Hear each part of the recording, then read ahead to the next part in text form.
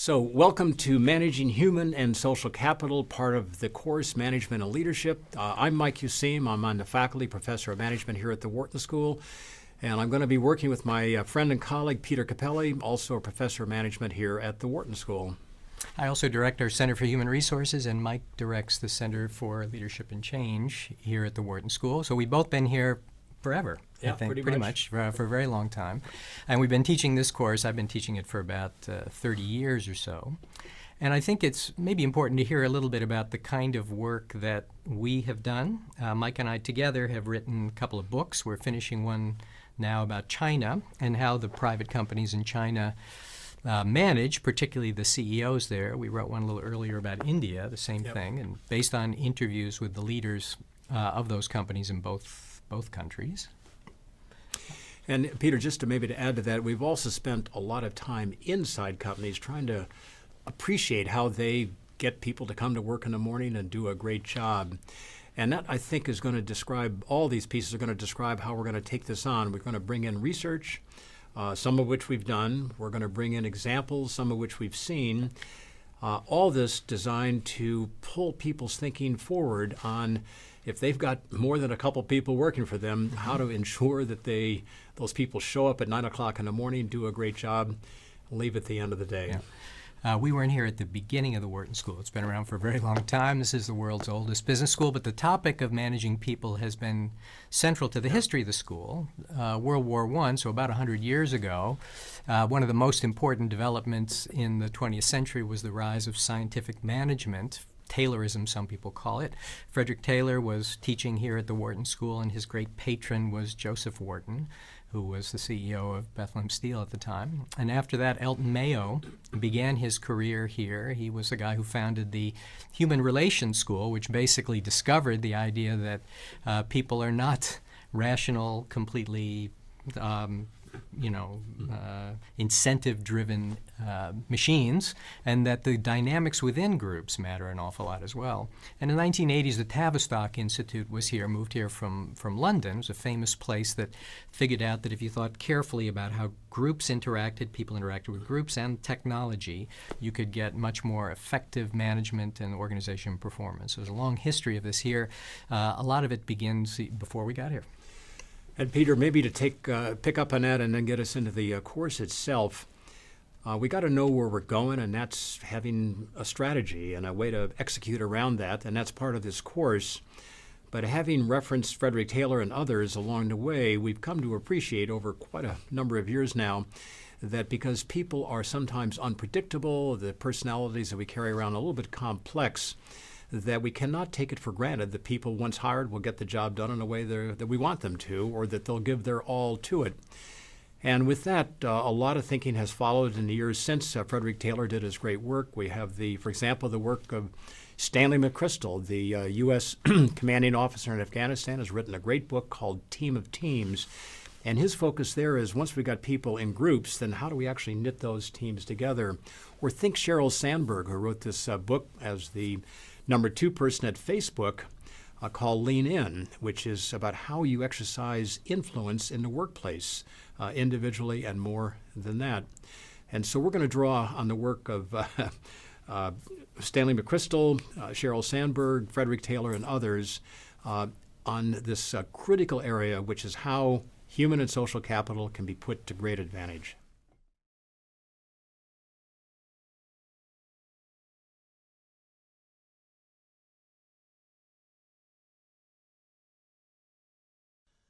So welcome to Managing Human and Social Capital. This is part of the Management and Leadership course.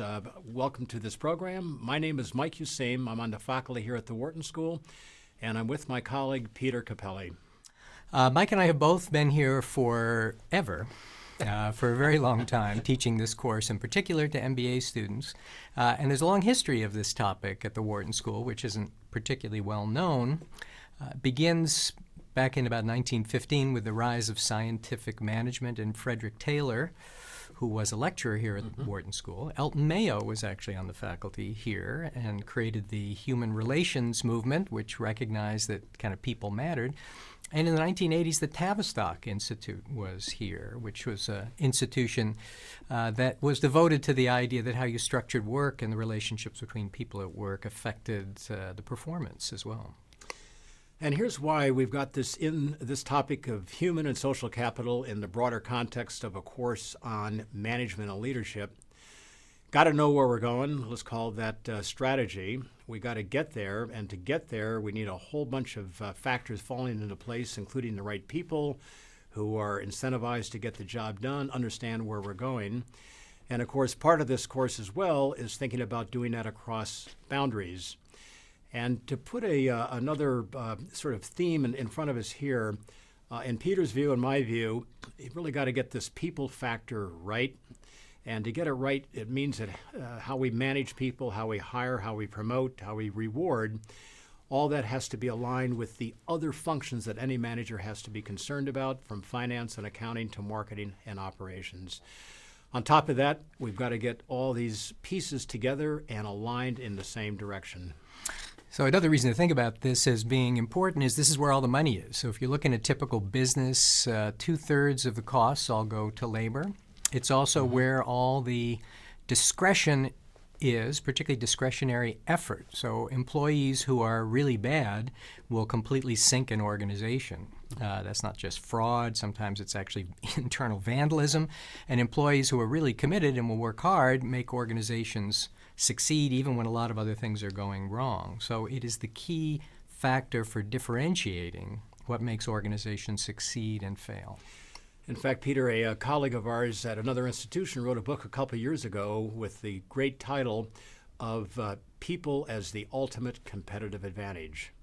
Got to have a strategy, got to make a sustainable advantage with that, but people separately, managed for better or for worse, do make a difference. Peter, I think to reference how we're going to approach these topics, let's take a brief dive into Walmart. And my personal guess is most listeners, most viewers have walked into at least one Walmart store. And just to review a couple facts about Walmart, it's an amazing organization. It goes back to 1962. Today it's got over 11,000 stores. The market value, today's stock price times the number of shares out there, is over $200 billion. The sales now, this past year, very close to $500 billion. And in particular, for our purposes, what's notable is that Walmart, with over 2 million employees, is unequivocally the world's largest employer. You know, also one of the most important companies in the United States, something like 1 in 5 pieces of clothing are sold through Walmart. They have a huge impact on the supply chain and have pioneered a lot of work in supply chains. So one of the reasons for thinking about them is they have, as we say, a big footprint, right? I mean, no matter what they do, it has a lot of effect on a lot of people and a lot of other businesses. And since we know a lot about it, since most of us have walked into at least one store and many people more than that, let's take a look at actually 2 companies here. We have Walmart in the center column and Costco on the right-hand side. And my guess is, again, many people have been into a Costco warehouse along the way. And as we look at some numbers there, for example, the annual turnover, the quit rate, close to 50% in Walmart, below 1 in 5 at Costco. Both are very successful. Costco, of course, much smaller than Walmart. But Peter, the point I'd like to make right here is that when it comes to managing people, there are many ways to skin a cat. There are good practices. In many areas, though, there's not a single best practice. And this course, this piece of this course, is going to be looking for some of the better practices on people management. So I think the other reason for thinking about these 2 is something we didn't mention yet, and that is managing people matters a lot because it affects the lives of the people. Right? So it's not just about whether organizations are going to make more money, it's what happens to the people who work there.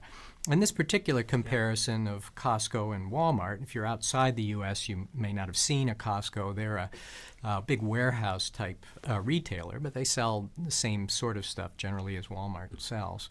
The fact, as Mike says, that they choose different directions matters a lot, maybe to the way the companies compete, but also to the employees. So Walmart has received, a fair amount of criticism, partly because it is so big, for not paying their employees more and high turnover, et cetera. And Costco is often thought to be the kind of opposite model. You can see here the differences in the rates of pay, that employees at Costco stay longer, are paid a whole lot more money, get employee benefits, more benefits, all those sorts of things. So the point here is partly there are things that we know that absolutely work. There are some best practices, but there are also choices among best practices based in part on what you want your business to do, how do you want it to compete in the product market, and that is, as Mike was saying before, the fact that these things have to line up. So, Peter, why don't we break our itinerary that we're going to begin now to pursue more generally, not just with Walmart and Costco, but with a number of enterprises. Let's divide it around 4 issues, and we see those on a slide here in front of us. The first being, how do we motivate people to come to work and get the job done? How do we pay them? How do we promote them? And let me just throw that as actually a question to you, vis-a-vis Walmart or Costco for that matter, or any company really. What does it take just in general to get people to perform individually when it comes to a reward system, a pay-for-performance kind of deal? Yeah, I think this is a really important issue around the topic of managing people because it reflects some fundamental underpinnings that are important. Most people understand the idea of incentives in the back of their mind. As John Maynard Keynes said, a lot of people are actually the slaves of, who think they're being practical, the slaves of dead philosophers, dead thinkers. They got in the back of their mind a model of human behavior, which is a pretty simple model. People are completely rational. They're incentivized by money. We know from the field of psychology that a lot of that's not true, and a lot of other things matter besides simply money. And if you want to be good at managing people, you have to understand that. So this is a point where it's often hard for some people to get their hands around if you haven't had a lot of psychology classes before. A lot of people interested in business know a lot about finance and accounting. They think that way. But to get good at managing the people's part and thinking particularly about these issues of how we motivate people, we have to understand how people actually behave. They're not widgets. They're not pieces of machinery. And they respond in slightly quirky ways. And to design the right reward and incentive systems and to motivate people, you have to have some pretty good understanding of you might think of it as the quirkiness or the fundamental attributes of humans. And Peter, I've often heard a phrase applied to reward systems, and that is, for any organization, it's a bit of a long march. We put out there a system to pay for people for getting the job done. It turns out, because people are not completely predictable, we incentivize here, and then something untoward happens over here, so we revise. And I think it's one way to think about reward system is to think about, we got to have something out there, but what we have may not be fully effective, completely aligning people in the right direction. And of course, people change over time as well. So, and very nice analogy to China there, Mike, with the Long March and and Chairman Mao's Long March. Mike and I have been working on a book about China and addressing some of these questions in China as well. And by the way, just a brief reference on that, the world's largest employer unequivocally is Walmart. The second largest employer is a company whose popular name is Foxconn, which is technically based in Taiwan, but it has over 1 million employees. Walmart's at 2.2 million, but Foxconn has 1.1 million people working for it in China today, making our iPhones, for example. So anyway, these are big enterprises. They've thought a lot about how to get the reward system. Right. So Peter, let me go on to number 2 briefly here. Once we've got it kind of figured out, at least for the moment, how to hire people, how to reward them for their individual job done, I think it's also true that the nature of the work can, again, add additional motivating force or rather discouraging unforce if it's not done right. Yeah. So I think, this is one of these topics where many people believe you just do it. I mean, jobs just sort of somehow fall out in terms of what it is that people do. There is actually a lot of choices involved in this, a lot of decisions, and some of them are objectively better than others in terms of how they motivate people, right? The way you design a job, what you actually have people do down at the level of the particular task, whether they get to make decisions themselves, for example, or whether there's a supervisor standing over them. These are choices, and they affect human behavior. There are some best practices here, but there again are also some choices that might fit into different kinds of organizations depending what you want them to do. You don't want somebody running a nuclear power plant, for example, to have an awful lot of discretion as to how they run things. But somebody who's out in the field dealing with a customer, you probably do, right? Peter, let's just take some of those ideas and think for a moment about how you would apply them if you are the manager of a Walmart store. Got a lot of people coming into work at 9 o'clock in the morning. You want them to serve customers, to restock shelves, to do an efficient checkout. And just thinking very briefly, since the compensation, the wages of Walmart employees not terribly high, what are some of the job, let's call it job design factors that might help people really want to do a better job on the work, say on the floor of a Walmart?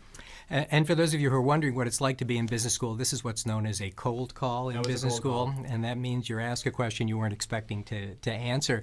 But I think there's a pretty clear answer to that, right? And if you are an employee and you're not doing it for the money so much, because a place like Walmart, you're paid by the hour, you're going to get paid whether you do the job or not.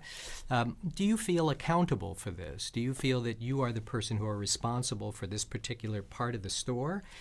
If, for example, people have a bad experience there's nothing on the shelves, are you the person who gets pointed to for not doing a good job with that? Do you have control over it, right? So there are decisions you can make that make people feel independent of the money, independent of a boss coming around and telling them to do it, that they want to do these things. Now, there's some other sides of that too, right? They may do it in their own way, which isn't perfectly the same as what somebody in another department might do, and that's something you got to worry about as well. So that's where we're going with topic number one, and then topic number two. Number one being motivating individual performance. Number two, working through job and work designs that lead to high performance. Our third topic, I'm going to come back to in a little bit, is helping people at Walmart, at a store, maybe nationally or anywhere, make good and timely decisions. And we stress the and between good and timely. We can make a snap decision. We can shoot from the hip. That's timely, but not very good. Or we can wait a long time to get it to be perfect. But as we know, the phrase goes, perfect is the enemy of timeliness. So we want good and timely decisions. And to think about that in the context of Walmart, an amazing statistic, at least for me, is that some 70% of Walmart store items are up at the cash register with money coming in from a customer before the company, the headquarters, has actually even paid the supplier of them. And of course, that means they're seeing a lot of money coming in without having to put a lot of money out long in advance of a sale. And I guess I'll turn the cold call on myself in this case, and that is, if I'm a Walmart, and then add to it, Peter, if I'm a Walmart store manager, what do I want around me or maybe below me to be able to make good and timely decisions? And just to anticipate where we're going to go with that, I would say two factors are pretty important. One is I, as a store manager, I have to unequivocally understand what the metrics of the performance are going to be, what the intent of Walmart, the parent, is sending in my direction. And then I don't want to be told how to do it. It's got to be within the law, within the ethical principles of the firm. But you've got to give me, coming from headquarters now, a lot of discretion to get that job done. If I've got that, I can make good and timely decisions. Want to add to that? You know, one of the things that we've learned at stores like Walmart is that one of the key issues, which really can only be solved by the employees right up there at front, is do they keep the shelves stocked, right? Because we know when customers go by and they don't see what they want, they just leave. They don't buy it, right? And figuring out how to keep those shelves stocked is something that you can't really do by computer and algorithm, at least not yet. Somebody's got to walk by and see, we're out of this. If they have to go file a report, which then goes to somebody else, by the time they get around to doing it, it's too late. The customers are all gone. So figuring out how to get employees incentivized to make those kinds of decisions on their own is part of that story as well, right? So, Peter, good illustration thus of our third topic, and that is bringing that issue of good and timely decisions down to the floor, the place we work. There are a number of very specific ideas that we're actually going to be going through as part of this course, so stay tuned on that as well. A fourth and final topic, very important, equally important, is to then put all the people, all the functions, all the floor space together in a broader, we tend to call it an architecture or organizational design to get more academic on that. And we also have to be good at changing that organizational scheme as customers change, as products change that are coming into the store. So our fourth and final topic here is designing and changing an organization's architecture. And just by way of brief illustration here, again, thinking about it, say from the standpoint of a store and the store manager, a local location, I think while the people who are in the financial side of the operation here at the store, let's say outside of Philadelphia where we're located, they report up to the chief financial officer for the headquarters down in Arkansas. Yes, that's true. But I also want, as part of the architecture, I want a direct line that goes from me to them. So when it comes to hiring, to promoting them, evaluating their work, as part of the architecture, I want that person not only to report to the chief financial officer for the firm as a whole, but also to come by my office and let's have a very tangible discussion which I can influence. Mm-hmm. As Mike's describing a matrix system of management, if you've heard about that one, we're going to talk about those sorts of systems as well. How do you organize the chart, some people might say. But it's also important on these to recognize that organizing the chart, the formal structures, are also not the only thing that matters. So you probably, if you've worked for a while in an organization, know that they have come in and changed reporting arrangements, and yet you notice things still work the same way they've always worked. And one of the reasons for that is because organization culture, which is something we'll talk about, I think, organization culture, which are the norms and values that tell people how to behave, have a lot of force, in some cases even independent of what the official and formal rules are and the reporting arrangements. So organization architecture, the structure, really matters. Pretty easy for people at the top to change it as well, but we also don't want to overplay it. There's a bunch of other things that affect how organizations behave. So a quick recap as we go forward. This is on managing people at work, human and social capital.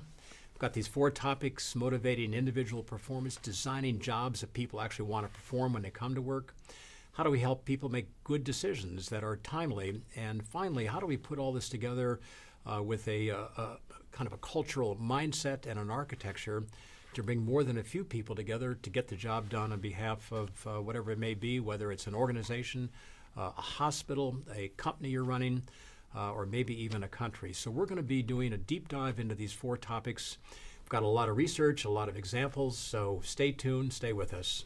Hey, one more just final thought on this. If you think about how this material fits into other topics you might know, there are best practices here, but it's not like accounting. It's not like here are the 10 things you have to do in this order. It is a bit more like strategy in that sense, in that there are judgment calls. There are best practices. There are also judgment calls that have to be made. What you want your business to do determines in part how you're going to manage your employees, what choices you're going to make about design, about motivation, all those sorts of things fit together. So partly best practices, but we're trying to teach, I think, also judgment about what to do where and why that makes sense. And here's what's going to be the kind of vital summing up. We're going to walk into companies like Walmart. We're going to draw upon research. I'm going to offer up examples. Ultimately, though, at the end of the day, we want to put in your hands some ideas on what some of the, again, as Peter put it, some of the judgment calls that are probably going to be better for the human and social capital that you want to draw most from. So at the end of each of our sessions, we're going to provide call it a template, 5 or maybe a few more ideas to hang on to, not completely detailed and specific. We want them to be guiding your judgment on how to take human and social capital forward.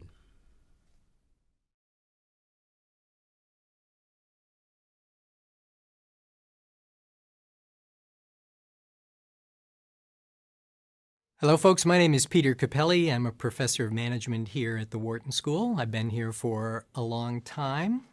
When I first got here, there was a Republican president in office, and it wasn't a Bush. So that gives you some sense of how long I've been here at the Wharton School.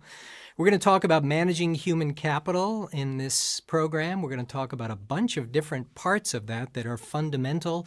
No matter where you are around the world, these issues play out more or less the same way. We're going to start out talking about motivation, how to get people to do the kinds of things organizations or employers need them to do, how to reward people as a part of that, hiring practices, how to do that the right way, managing performance, and particularly the issue of performance appraisals.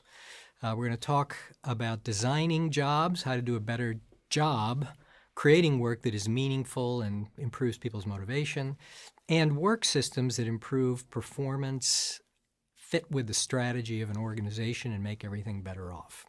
So that's the list of topics we're going to work our way through. We're going to start out with some thoughts about employment in general. That is, when you are hiring people, how do we think about that? The first thing to remember is we're talking about people here, and particularly for folks who have more of a technical orientation or an economics orientation, it's easy to think about factors of production and imagine that they're all kind of the same, but they're not. We're talking about employment, we're talking about hiring and managing, we're talking about people. And the reason that's different, just from a practical concern, is that people have legal rights.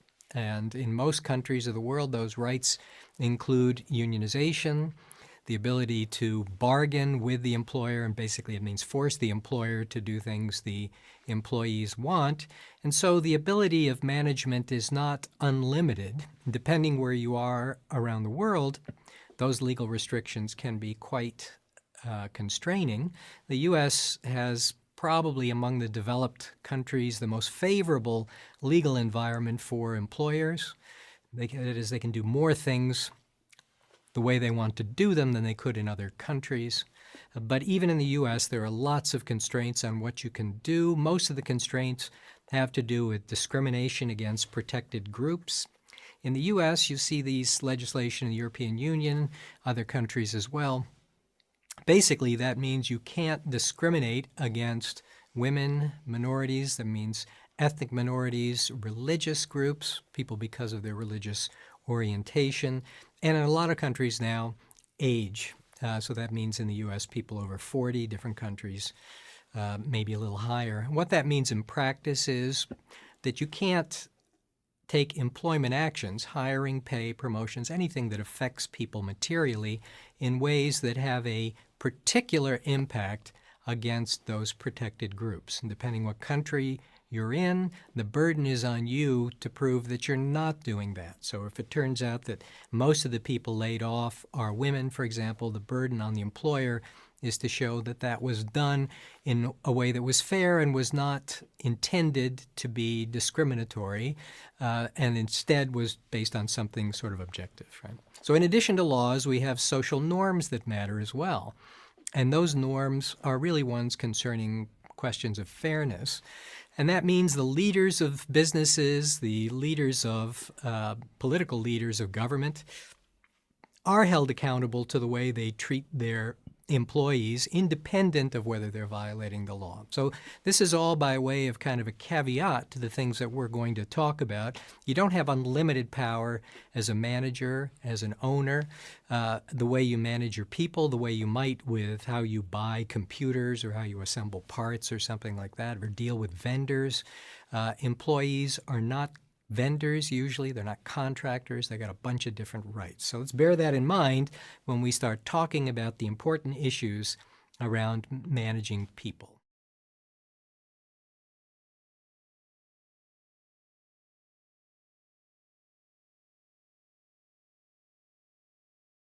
How do you get the people who are working for you to do anything? Now, it may seem like it's pretty simple. You just hire people and tell them what to do, unless you've ever been an employee, of course, and then you realize that sometimes the employees don't want to do what you want them to do, and sometimes that's for principal reasons, and sometimes it's because they're having a bad day or they're tired or whatever. And the question is going to be, how do you get employees to do what you want them to do? And I wanted to illustrate with a story that I saw myself in New Orleans in a restaurant many years ago now called Mother's. And in that restaurant, I was there, sort of a cafeteria line, great food. And the electricity went off in the restaurant, but they kept going, which was, cool and admirable. But at the end of the food line, you get to the point where they total up your bill and they take your money and give you change, right? So there was somebody there with a calculator totaling up your bill, and there was somebody there at the cash register, right? The cash register doesn't work because the electricity is off. Calculator's got batteries.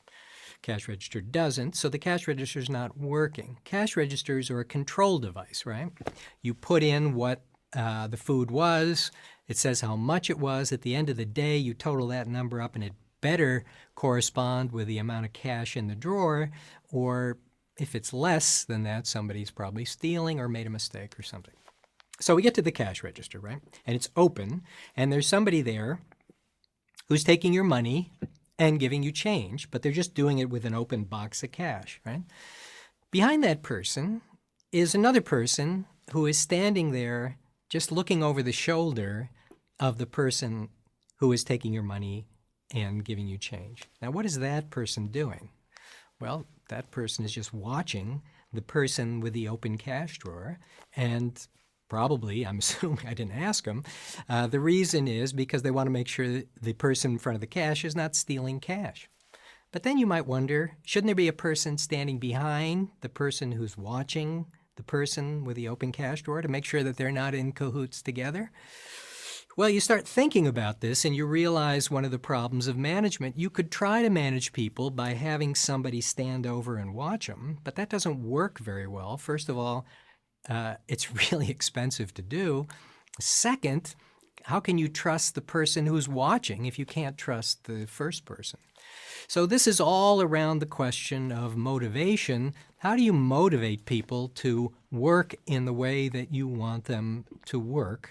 And that might include things like not stealing from you. In general, you can think about it, I think, this way. I always think about this test. If your employees are doing the right thing for you, we talk sometimes also about questions of engagement now, a common phrase which means really commitment. Are they looking after your interests? If it's 5 o'clock in your office and it's quitting time and it's hit 5 o'clock and the phone's ringing, do people go back and answer the phone, or do they continue to walk out the door, right? If they are committed to the organization, if they're engaged and looking after your interests, they might take the extra minute or so and answer the phone. If not, they're probably out the door, right?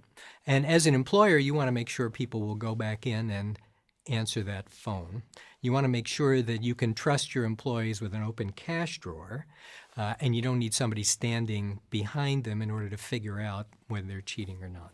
So we're going to talk about how to do that and also understand some of the companies that describe how they manage in completely different ways than the example of the restaurant I was giving you.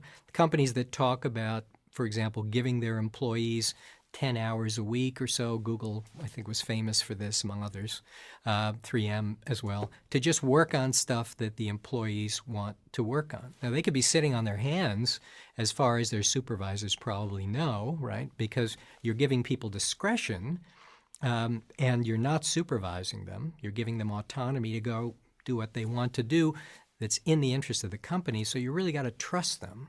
What makes it possible to trust those people in those kind of companies when in lots of other companies you've got cameras watching people, you got supervisors standing over them? What's different in those two operations, right? And we're going to talk about how you might make that happen as we go along in this course. So let's start talking about the simplest model of management. This is a model that is associated with economics. People in economics call this an agency approach, agency model. The idea here is that you have an agent. The employee is like an agent who's working for you, and you are the principal. That is, you are the person who is trying to guide the agent. Actually, this is not the way employment works at all, but it is a useful abstraction to think about how it works, and we'll get to the more complicated, more realistic ideas in just a minute. So if you have an agent who's working for you, how might you motivate that person to do the right thing, and you don't want to stand over them and watch them? In our course at the Wharton School, we teach a case about a company called Automated Travel Systems, which was started a while ago and created the software that drives search engines for finding flights now. And in that company, they had a particularly difficult moment where their software engineers were holding the company up. I mean, literally, talk about hold up company, that's like you're sticking a gun at somebody. And the gun they were sticking is, we're going to quit unless you give us more money or stock options, whatever it was. And in this particular company, that was happening. The engineers were threatening to quit, and the company was on a very short deadline. It had investor money that wasn't in deep pockets of money, and they had a deadline they had to get to in order to remain solvent, and the engineers are holding them hostage and saying, we're going to walk away and your project won't get done unless you give us more money. Well, this is a problem with this kind of basic model where it's all about money, and we can hold you up for more money because we don't really care about the mission of the company and we don't really care about our job. We're just in it for the money. And how you solve that problem basically is unfortunately going to be that you can't do it with simple contracts. You're going to have to do other things as well, and we'll come back to that in just a couple minutes. But the basic idea about incentives is the solution to the agency problem as it's usually described. You're trying to reward people for doing the right thing. You want them to finish this project. They get paid so much when they finish a project. Think about it almost like a contractor, right? Now, there's a couple of other ideas around this simple model. One of them is something that economists call efficiency wages. And the idea here is about relative competition, that if you pay more than your competitors, even if it's only a little bit more, you will get better workers, first of all, because if they can choose where to go, the best ones will come to you if you pay a little premium over everybody else. The second factor is that those folks are less likely to quit because where they're going to go if your job is better than everybody else's. And the third is they're likely to behave better because if they don't, they might get fired and they lose a job which is better than everybody else's job. So basically, it's the advantages of having a job that on balance is better than the ones your competitors have got. And there's pretty clear evidence on that. I did one of these studies a while ago showing the discipline rates were actually lower at plants where companies were paying a little premium above the market rate. Right? Now, you got to pay more for that, but the idea is because you're paying a little better than everybody else, you get lots of benefits. Now, the obvious question is what happens if everybody else starts paying more, and then the benefits go away, right? So it's all about relative competition. And the idea of a tournament as a way to structure pay is another kind of economics-based argument that is about relative compensation.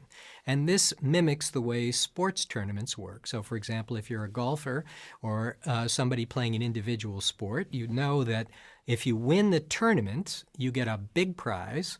The people coming in second get something that's pretty good. The third, you get a little trophy. And fourth place, you get a carry-on bag, and that's about it as you work your way down. The big prizes are for winning. Now, why is that a good thing? Because you could have many people playing in the tournament all motivated by that one prize, and that makes it a very efficient way to do things. There, of course, are downsides to this as well, and the downsides are that this works great in a tournament where nobody's got to work together and everybody's literally competing against each other. But inside an organization where these tournament models are set up, they're usually promotion systems. So if you get promoted to partner, you make a ton more than the people who are associates. If you get promoted to the next level up in a company, particularly to the CEO level, you make a ton more money than the people just below you. It motivates lots of people along the way. But if you want people to cooperate and work together in a company or in a professional service firm, it cuts against that. It creates incentives for you to fight each other. And it also creates incentives for you to join weak tournaments. That is, you don't necessarily want to be in a tournament full of stars because it's going to be hard to win. You want to be in a tournament with a lot of losers because then it's easier for you to win. So it affects where people want to go as well. Pluses and minuses to efficiency wages, pluses and minuses to tournaments.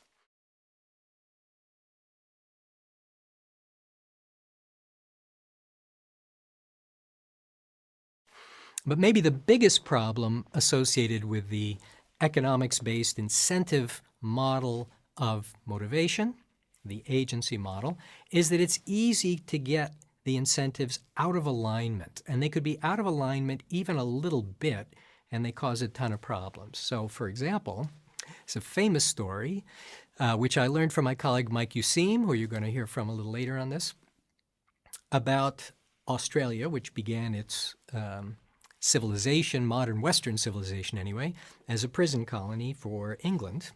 And at that time, you might have thought being sent to Australia from England, particularly in the winter, was a pretty good thing. Why not be in Sydney where the weather's pleasant? But it turned out the reason it was such a terrible thing to be sentenced to time in Australia was that a very large proportion, I think at one point a majority of people sent to Australia died. So even if you were sent there for a 2 or 3 year sentence, highly likely you might die. And the reason they were dying, a Royal Commission investigated, is they were dying on the way over. And what were they dying of?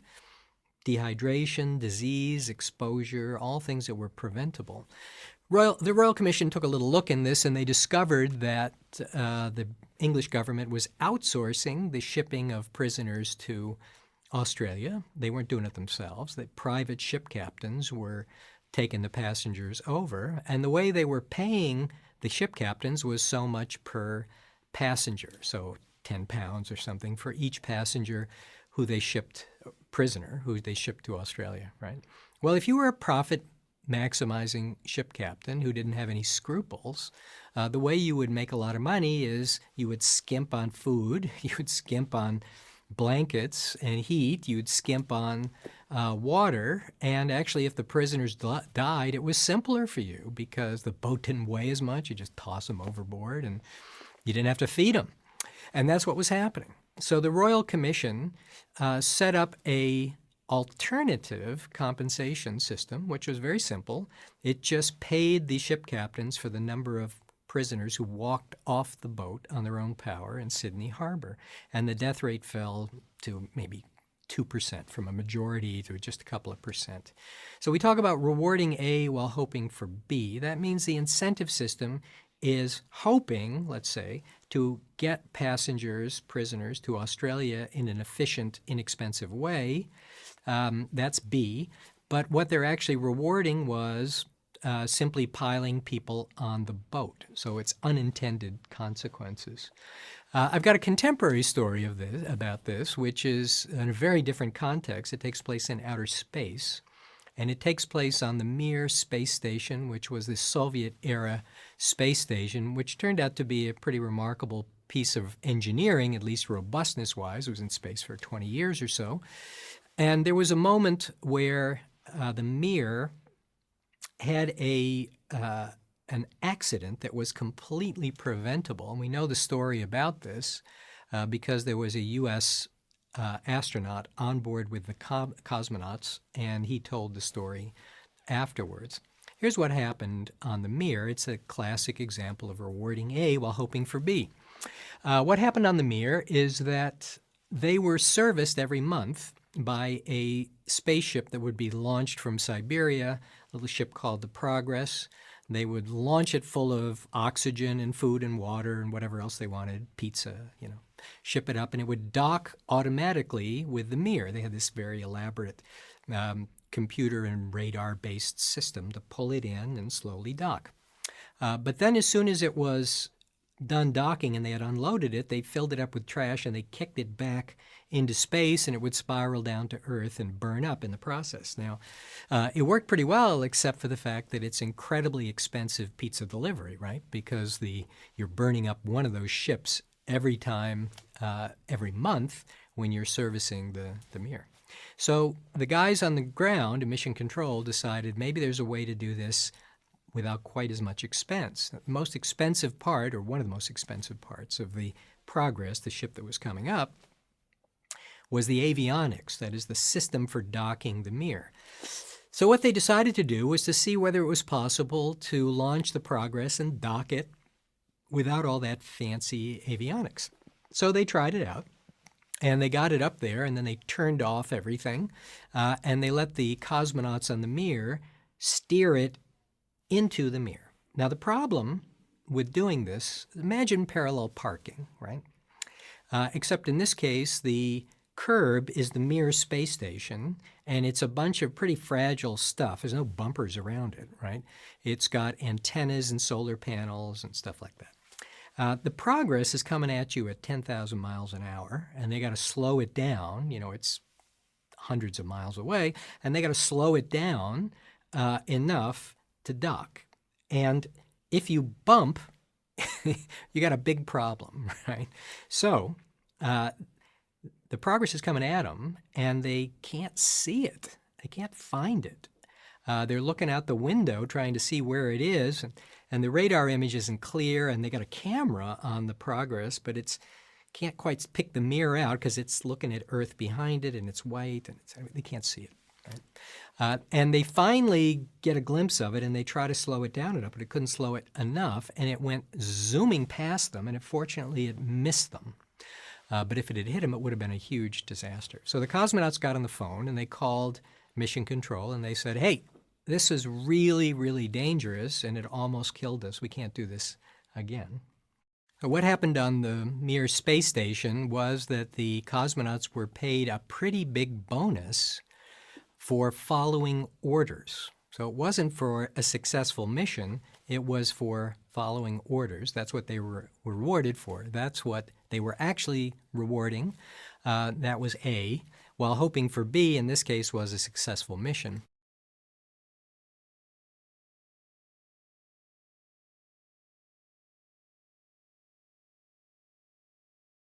More generally, when we talk about incentive systems, there's a trade-off, right? And the trade-off is going to be for employees, ideally you want an incentive system to be based on some measure of outcome that is within my control. So something about my job. I do this, I get that, right? If you don't have that, there's really no incentive. I can't control how much I'm going to get from you. Then there's no incentive for me to do a good job. I might do a good job anyway because I'm a good guy, but it's not because of the incentive. And the problem in lots of jobs is it's very difficult to measure my output. If I work in administration, for example, or I work in a team, or I work in some context where I'm interdependent with people or with idiosyncratic problems, it's very difficult to measure my individual output. So another possibility would be to say, well, let's make the output something big, like overall firm goal or overall organization performance, right? The problem with that is it's beyond my ability to control that, right? And the problem with doing that is that I don't feel any incentive, right? So if you give me, for example, stock options and I work in a huge corporation, I've got almost zero input into what happens to the share prices. So I don't really have any incentive. There may be other reasons for me to have incentives. It makes me feel part of the organization, but it's not the incentive from those rewards that is making me perform a particular way. Right? Well, how about having that organizational goal anyway, right? Well, the other problem with having goals that are maybe within my control and are pretty, even if they're pretty far up, is that it's possible for me to do well at my goal at the expense of the overall business. So, for example, if I'm a salesperson and you say, we want you to sell more stuff, okay, I could sell a lot of stuff by giving customers a really sweet deal, right? That's giving them low prices. I could sell a lot of stuff and drive my performance up and my incentive pay up. Right? So the problem with that is sub-optimization. I'm doing well on my goal, but it's at the expense of the overall business, right? So it's another example of rewarding A while hoping for B. So the best solution about most incentive-based pay is to not rely on it too much and to have incentives that are pretty simple. So if you try to design an incentive system that heads off every incentive to cheat and every possible way somebody might go bad with this, you're going to have a rule book that people will have to look up to decide what to do at work all the time, and you really don't want that.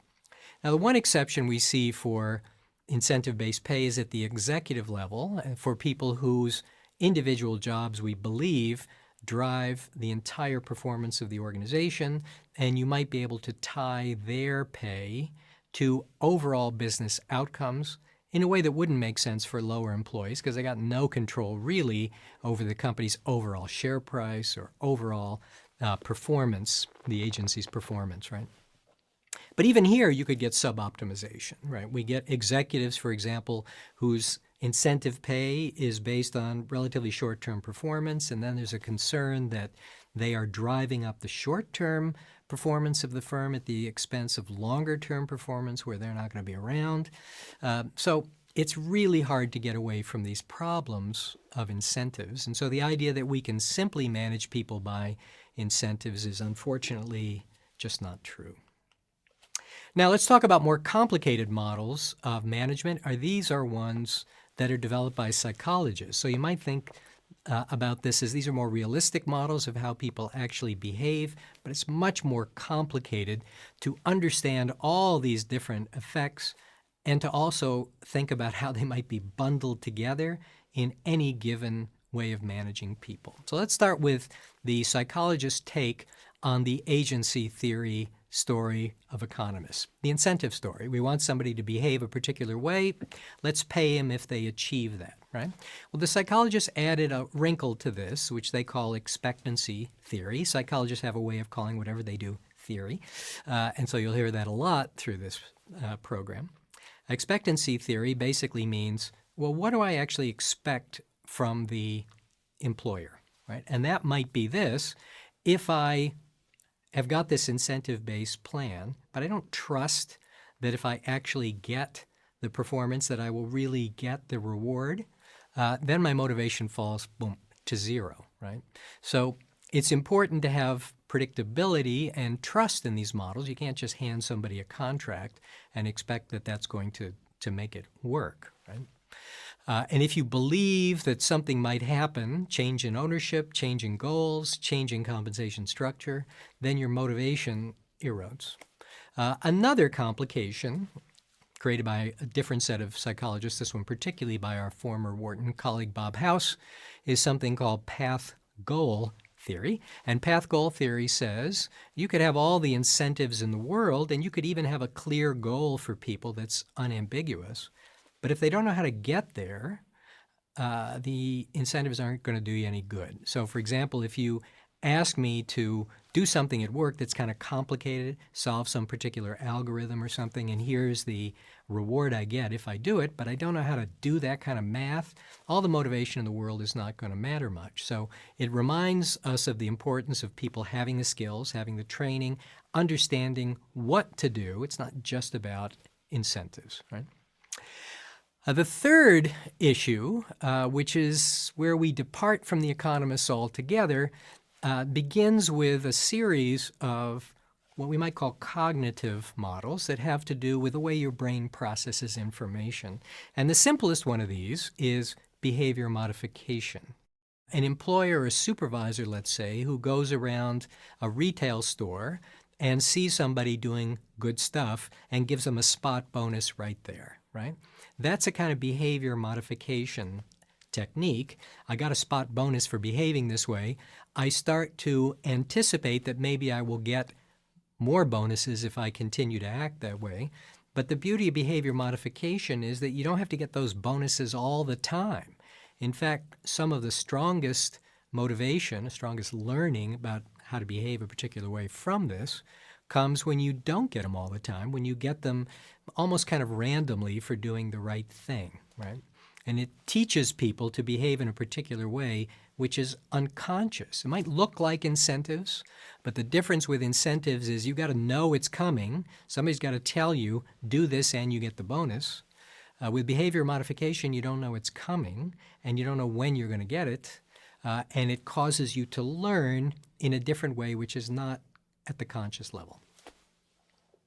Let's talk about some other ways in which we can manage people to get them to perform the ways we want them to perform, and these are also of that kind of cognitive variety. These are associated with social psychology, and that is how people behave in the context of other people. And maybe the simplest one of these is the notion of conformity. and that is, particularly when there's uncertainty, we look around to other people to see how we should behave. Got a little video clip on this one as well, so take a look at this. An excuse for turning just a little bit more to the wall. Now we'll try it once again.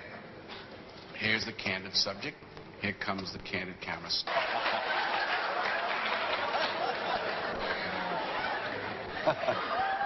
Here's a fella with his hat on in the elevator. First he makes a full turn to the rear, and Charlie closes the door. A moment later, we'll open the door. Everybody's changed positions.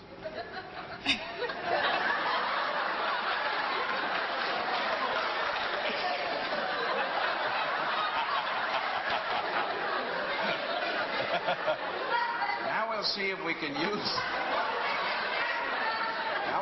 can use group pressure for some good. Now, in a moment, on Charlie's signal, everybody turns forward.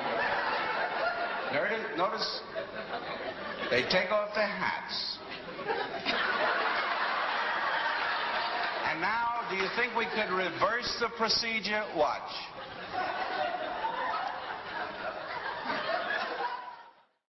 And what you see here is, as soon as the people in the subjects of this particular study see how other people are behaving, one person, two people gets much more persuasive, three people especially persuasive, they conform to what that group is apparently doing. Now, how do you use this in the workplace?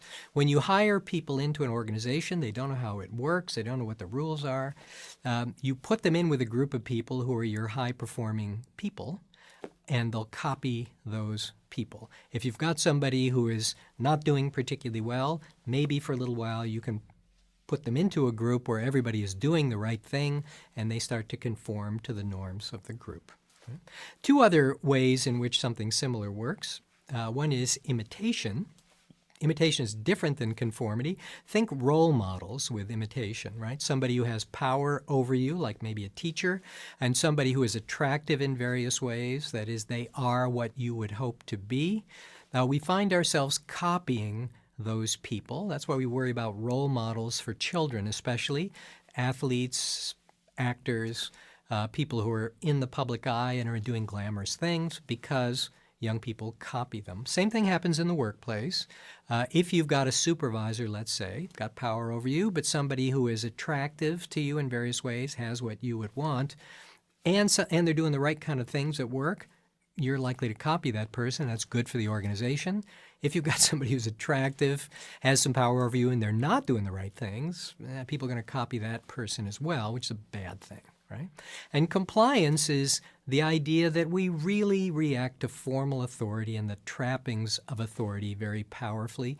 The famous studies in this regard were done by Stanley Milgram in the 1950s, showing how people will follow the orders of an authority figure in a medical context, somebody with a white lab coat and clipboard telling you, in that case, to provide electric shocks. And what they were told was a behavior modification study, but it actually was a study in compliance to see how far people would go, shocking somebody simply because an authority figure told them to do it. So we have a lot of power that is attributed to people who have authority over us, and we tend to do what they say.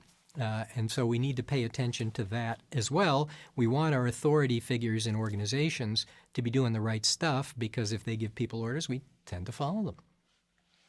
And the last set of issues or theories or models that affect motivation all have a common root. And the common root is something called cognitive dissonance. And that means, for psychologists who cook this idea up, in our heads, it's very difficult for us to hold conflicting pieces of evidence at the same time, conflicting thoughts about the same thing. So, for example, if you've got a kid who you really adore and you think the kid is just wonderful, the teacher tells you that your kid is a big problem in school, initial response is cognitive dissonance, and that means two inconsistent things. My kid, I know, is wonderful. Teacher's telling me the kid's a jerk.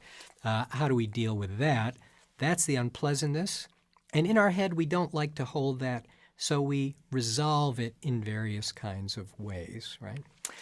One of the ways in which we might resolve cognitive dissonance plays out in something called goal setting, the importance of setting goals in organizations or in personal life. If you think, for example, about the models of quitting smoking or other sorts of behavior like that, they typically involve you making a promise, but the promise is often to other people you care about, like to your children, saying, I understand that smoking is killing me, and I promise you I'm going to quit, okay? And you give them that letter, and they know you've made that promise. And then comes the moment soon after that when you want a cigarette. What do? Now, they're not around. They're not going to see you do it, so you could sneak away and do it. The problem is, how do you feel about yourself at that point? I promised my kid I would do this. I don't think of myself as a liar, and yet I'm going to be doing something which is basically lying to my kids. The resistance to doing that is because of the goal that you have set and the difficulty of having cognitive dissonance. I think I'm a good person, yet I'm about to violate my promise to my kids. That's unpleasant. I don't do it. Right? Another example of this is something known as the Pygmalion effect. Plays out a very similar way. It's from the Greek myth and the George Bernard Shaw play and then the Disney Broadway movie My Fair Lady. The idea that you can shape people's behavior by what you expect of them. And the Pygmalion effect says if you are one of these people, especially who's a role model, and you convey to the students or the people you supervise high expectations for them, it affects how they think about themselves, and it affects their performance. So if you set higher goals for them and higher expectations, rather, for them, they're inclined to achieve more. Why? Because they believe they can do it. They might say, gee, I don't think I can finish this race, but the coach tells me I can, and she believes I can do it. Therefore, I go back and push a little harder, right? So that's how the Pygmalion effect works. A third example of this, which my colleague Mike Useem is going to talk more about later, is equity theory, and this has to do with unfairness issues. When we perceive something as unfair, it creates a similar problem in our head, and we act in ways that try to create equity by changing the balance of our contributions. If we believe something's unfair, maybe we try to make it fair, say, by not working as hard. We're going to hear more about that one a little later.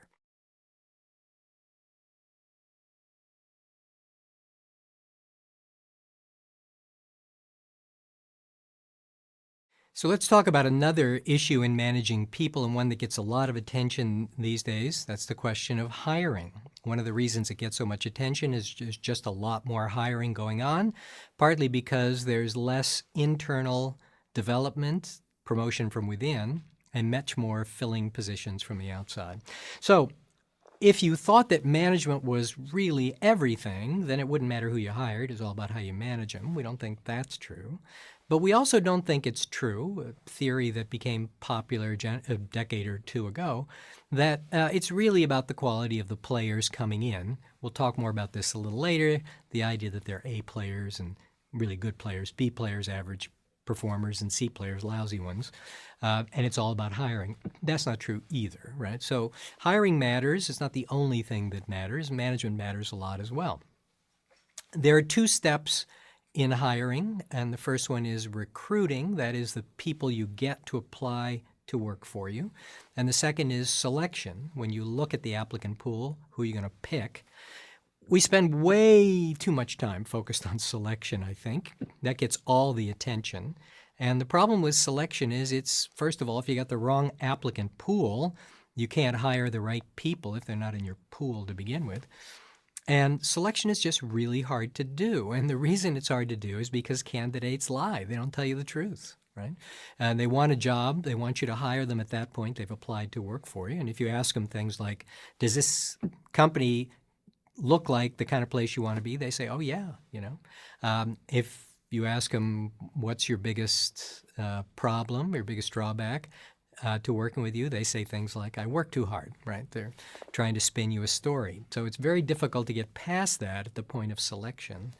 Let's talk about recruitment.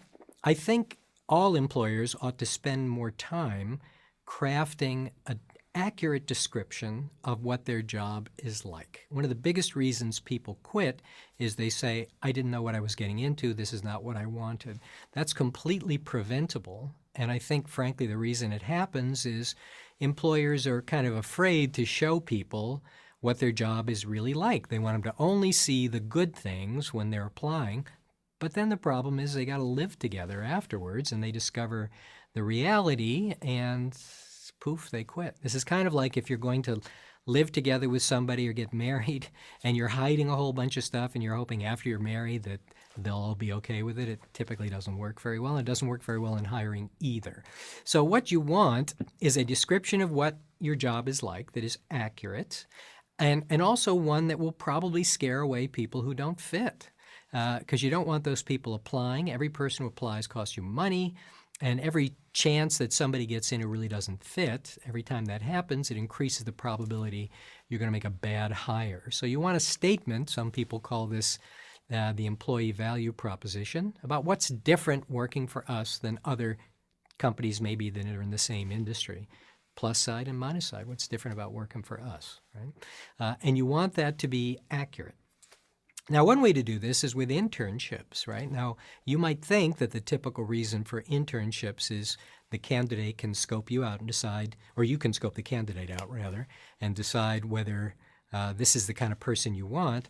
But a lot of companies have figured out that the more important use of that is the candidate can scope you out, so that if you offer them a job and they say yes, they know what they're getting into. So it's kind of a retention device to make sure you're not going to lose people as soon as you hire them. So remember, not hiring somebody is a problem. If you can't hire, that's certainly a problem. But hiring somebody who ends up quitting is arguably a worse problem because you've gone through all the costs of bringing them in, and if they're unhappy and quit, they're making the people around them unhappy, and then you got to repeat the process anyway, right? So if we take that more seriously, we'd spend more time on recruitment. Now, on selection, what do we know? There's a huge literature on this, but let me summarize it briefly. The things that matter the most are things associated with past behavior. It tends to be the best predictor of future behavior. If you could actually find out how they performed in a similar job before, that would be great. Right? That would be maybe the best thing you could get. It's hard to get that in many countries, hard to get good references from people. If you could get that, though, that would be wonderful. That's partly why internal moves of people who already work for you are so good, much better than hiring from the outside typically, because you know a lot about that person already and the information's pretty accurate. So that's really good. Other things that are really good, skill tests work. If it's important to know whether a person has the skills to program, give them a programming problem and see if they can solve it. The problem is you can only do skills tests generally for more of the simpler, basic sorts of skills. Conscientiousness out of personality matters. That's the only thing that consistently matters out of personality. IQ seems to matter a bit, but when we talk about these things mattering, it's important to recognize how much are we talking about, and it turns out not very much. So for some of these things, you might see a correlation between, let's say, personality test conscientiousness and job performance of 0.3. And you might say, well, that looks pretty good, right? But we need to remember from statistics that the amount of variation that explains is the square, R squared, right? Correlation is R. The amount of variation explained is R squared. So that personality test only explains 9% of the variation in performance. It's 0.3 times 0.3. And that's only the case if you don't have other things in there already that might be correlated or similar to personality. If you've got past job performance in there, the amount that you add by throwing in personality or IQ or something else is even smaller than that. So the punchline there is we're not that great at being able to predict on average how well any particular candidate's going to do, which is why recruitment is so important. Okay? And a last issue about hiring is the idea about how it drives organizational culture. And this is a theory people call attraction, selection, attrition. And the reason they call it that is here's how it works. If you've got a company with a particular culture, candidates come, they see the culture or they know about what the company is like. people start to self-select. That's what you want, right? So the people who end up applying are already pretty similar to your standard. And then your company or your organization picks from that applicant pool the people it likes, thinks are going to succeed. They tend to pick people who are like themselves. It's not crazy. Those people have succeeded. And then the people who are the most different, feel they don't fit, are the ones that leave. What do you end up with at the end of the day? A group of people who are very similar in terms of norms and values. Maybe that's fine. It also reminds us why we don't get diversity in organizations, though, because this process, which happens more or less everywhere, tends to replicate the type of organization you've already got. So one of the lessons from this is if you want diversity, you got to build it in as a priority, because the natural process like this, which plays out at all hiring, tends to work against that. Okay?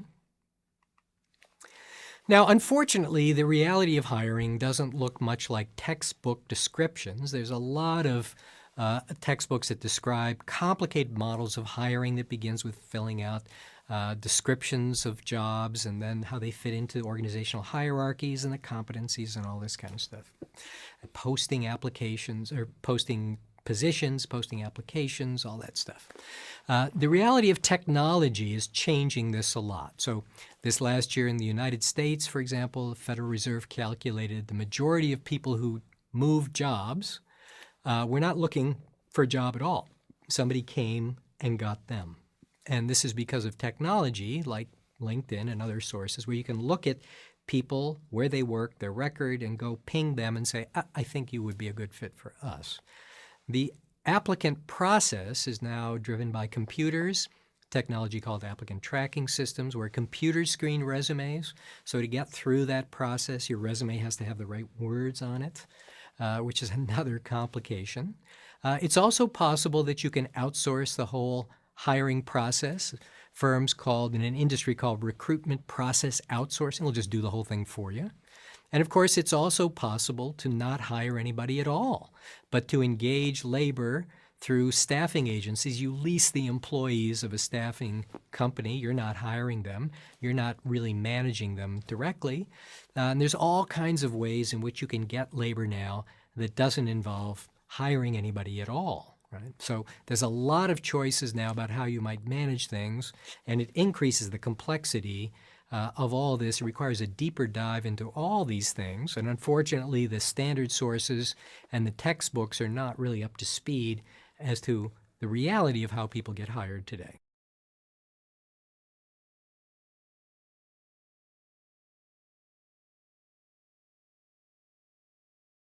We're going to talk about a different aspect of management now, one that's related to motivation, and this is managing performance and the process of performance appraisals. This is something which is now ubiquitous in most parts of the world. In the U.S., it's been in place for a long time. Let's talk a little bit about the history of this. It started in England in the 1800s when Robert Owen's cotton mills were in business, and apparently you got a colored spindle in front of your weaving machine to indicate how well you've been performing. Everybody could walk past and get a sense of how good a performer you were by the color of your spindle. Right?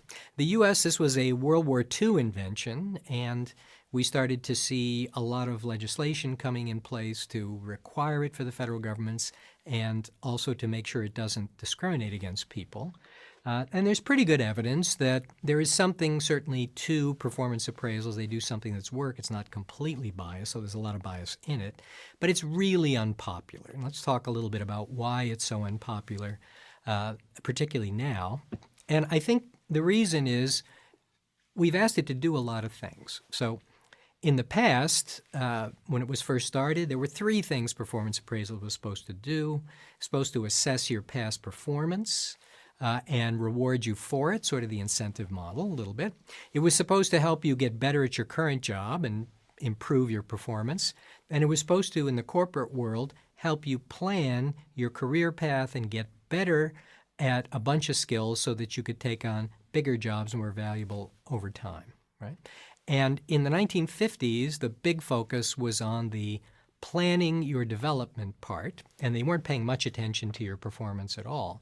But over time, that started to shift toward assessing performance. And we started to see, again, you can look in textbooks now, a model of performance management, which is pretty mechanical. Company sets goals. The goals cascade down to the departments, which then move to the individuals. So you're supposed to develop individual goals, goal setting, for this year, which fit into the company's goals for this year. Then we move toward models of competency-based performance appraisal, where your supervisor is supposed to assess you not just on your overall performance, but the extent to which you manifest certain competencies or skills. And lots of complex scales and forced rankings, which are kind of a tournament-based system, in order to try to force distributions of people, all in the goal of trying to do more to assess your past performance. There's a lot of reasons why this doesn't work very well, and you can look down the list on the slide here, and you can see the gap between something you did and what the supervisor tells you about it, concludes about it at the end of a year. It's kind of like that game of telephone where information is passed around lots of different people. In this case, there's a big time delay, especially if the performance exercise is the end of the year. It's pretty difficult for a supervisor to remember everything you did accurately, let alone to give you feedback about that. The reason people dislike performance appraisals so much is because it creates conflict, or you might say it just brings to the surface a pretty obvious conflict. And here's the conflict, right? You can see this is a bell-shaped distribution, a normal distribution. And if this is performance we're talking about, the average employee by definition is in the middle, right, the 50th percentile, 0 in this case on the scale on the x-axis. Where does the average employee believe they are? The average employee believes they're in the 80th percentile. So the average employee believes they're well above average. Now, why is that? It's a bias called the overconfidence bias. And particularly where we don't know much about what we're doing, we are way overconfident about how well we are doing it.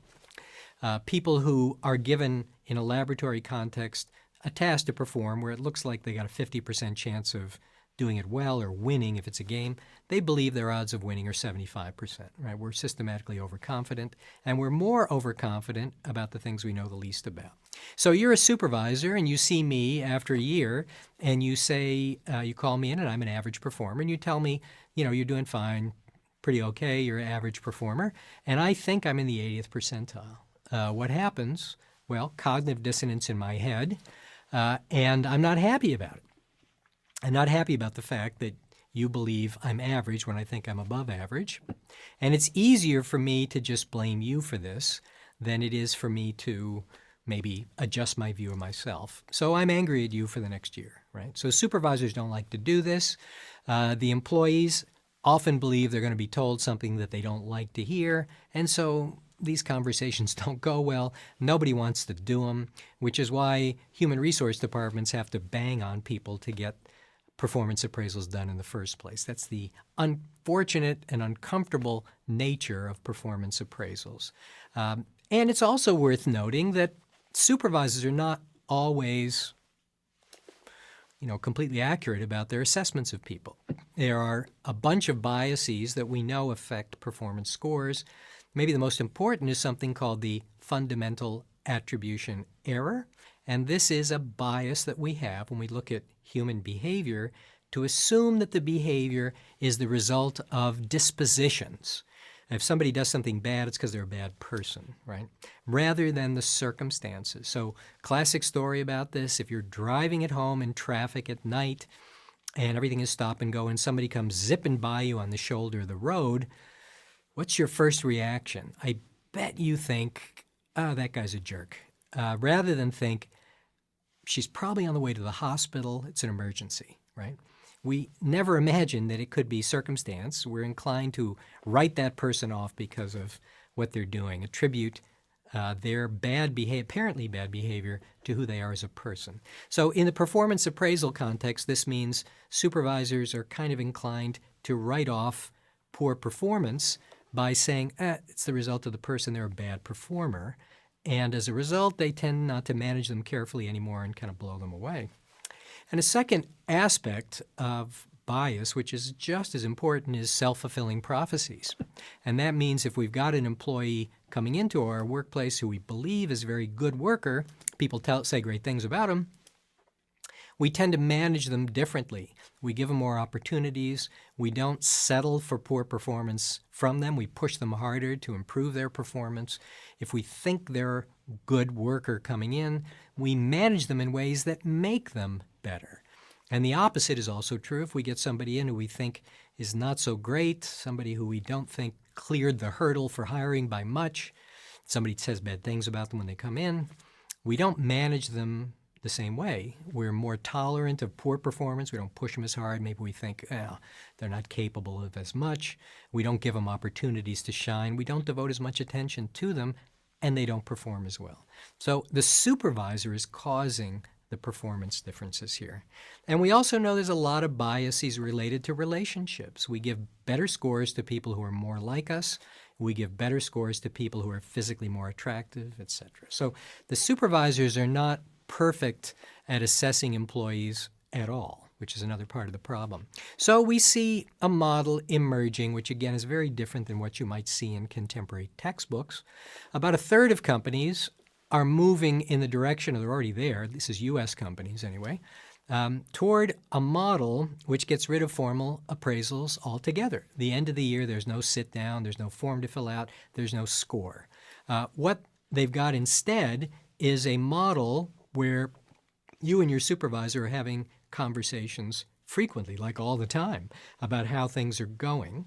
And they're doing this in part because the model of accountability is just not that important. That is, holding people accountable for how things performed last year, partly because they're recognizing the incentive model doesn't work all that well, especially in a period that we've been in for decades now where merit pay increases are pretty small, a couple of percent. So, how many hoops you're going to jump through for an increase which is not going to be that much different than you would have gotten anyway, at least in terms of dollar amounts. And also, I think a lot of companies are recognizing that the annual business cycle doesn't make sense anymore. They don't have annual business plans that matter. You can't cascade down to individual goals from those plans and so forth. That a conversational model is much more flexible and helps people talk, because the conversation is all the time, not just end of the year, about things when they happen and how to fix them. Now, it's an interesting bet as to how this is going to play out. It's a bet the companies are making. There's a lot of big companies in this, Microsoft, IBM, GE, that are betting that they can, through organization culture, get managers to lead these conversations with subordinates and do them all the time, in a way that a rule we used to have at the end of the year, one conversation, one scale, one assessment, didn't seem to help us. So it'll be interesting to watch how this plays out.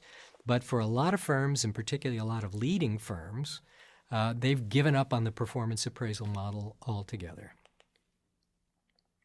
This alternative model of check-ins, but also the model of regular performance appraisals, involves giving feedback, and that means the supervisor's got to give the employees feedback about how they're doing, try to get them to perform better, in a way that they can actually take in and listen.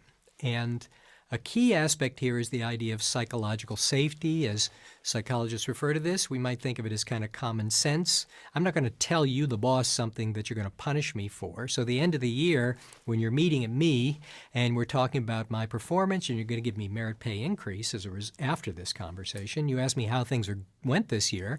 I'm not going to tell you about problems. It's like talking to Santa Claus, right? Your Santa Claus is asking you, have you been good this year? And he's going to give you presents afterwards. I'm not going to tell you I was a jerk this year, right? So you don't get much of a conversation at that point. So can we create a context where there really is a discussion, and I'm going to tell you the truth? That only happens if there's no consequences, bad ones, for me revealing problems, right? And that means not in the context of merit pay increases.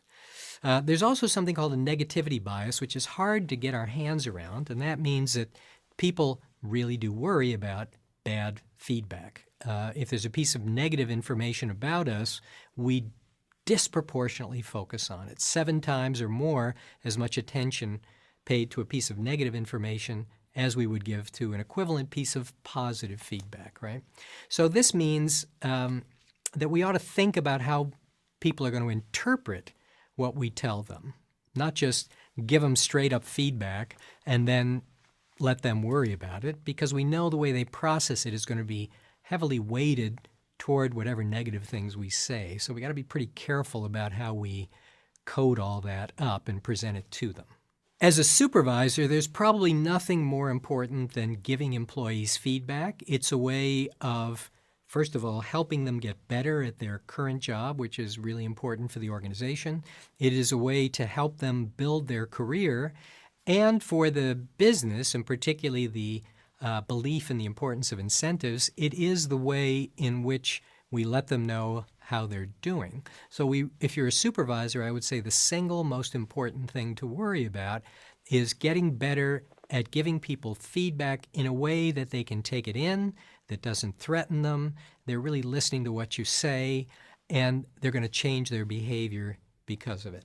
So we think about all the topics around management. A couple of the biggest ones we've talked about today: motivation and managing performance. In our next edition here, we're going to talk about some other more macro level, organization level issues around managing people. And that is how to bundle a lot of these things together into systems that fit with business operating models and fit with business strategy.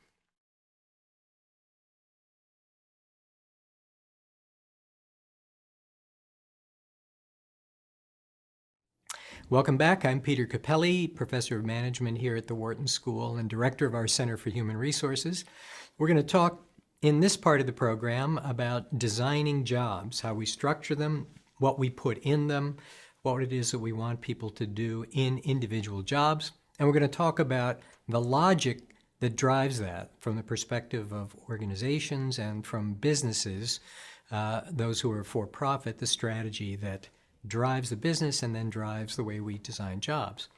So we're going to talk maybe first about some terms, maybe some definitions to help us understand the content that will follow. And it begins with the notion of what is a task.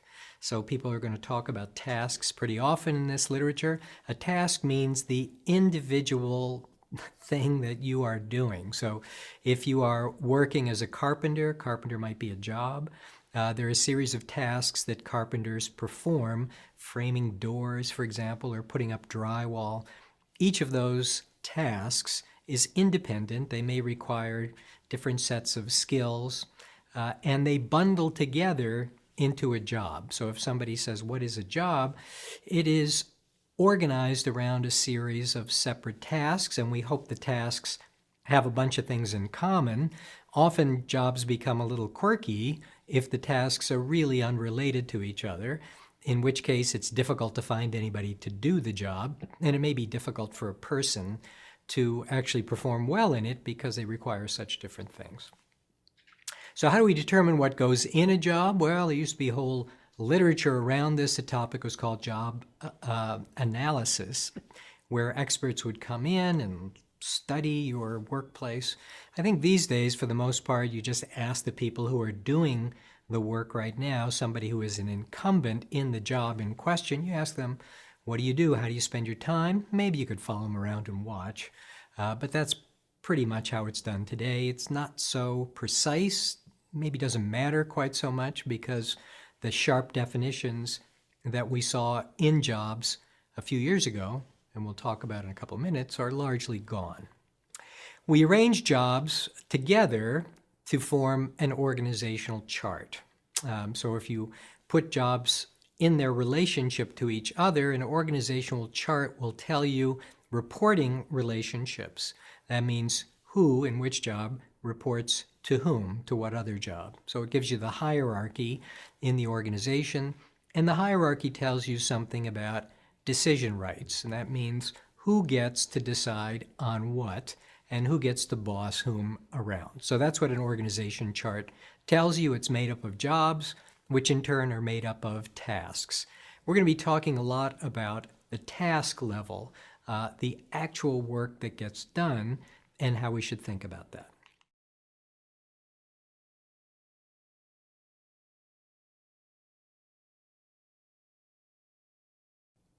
Now, This question of how to design jobs maybe doesn't matter that much if you're working by yourself, right? Say, here's a problem over there, just go do it. You figure out how to get it done. Something has to be put together, you do it. But once people start working together with other people, then the definition of jobs matters a lot because it affects how those people interact with each other, who does what. Jobs are designed poorly. There may be tasks that aren't assigned to either one, and so you end up with problems. Things just aren't being done. You might end up with jobs that are designed in such a way that one is causing problems for another. So it starts to become complicated then. We got a video I want you to see here. It's one of the earliest pieces of film available that looks at factory work. This, I think, is about from the year 1913. So take a look at how factory life functioned then.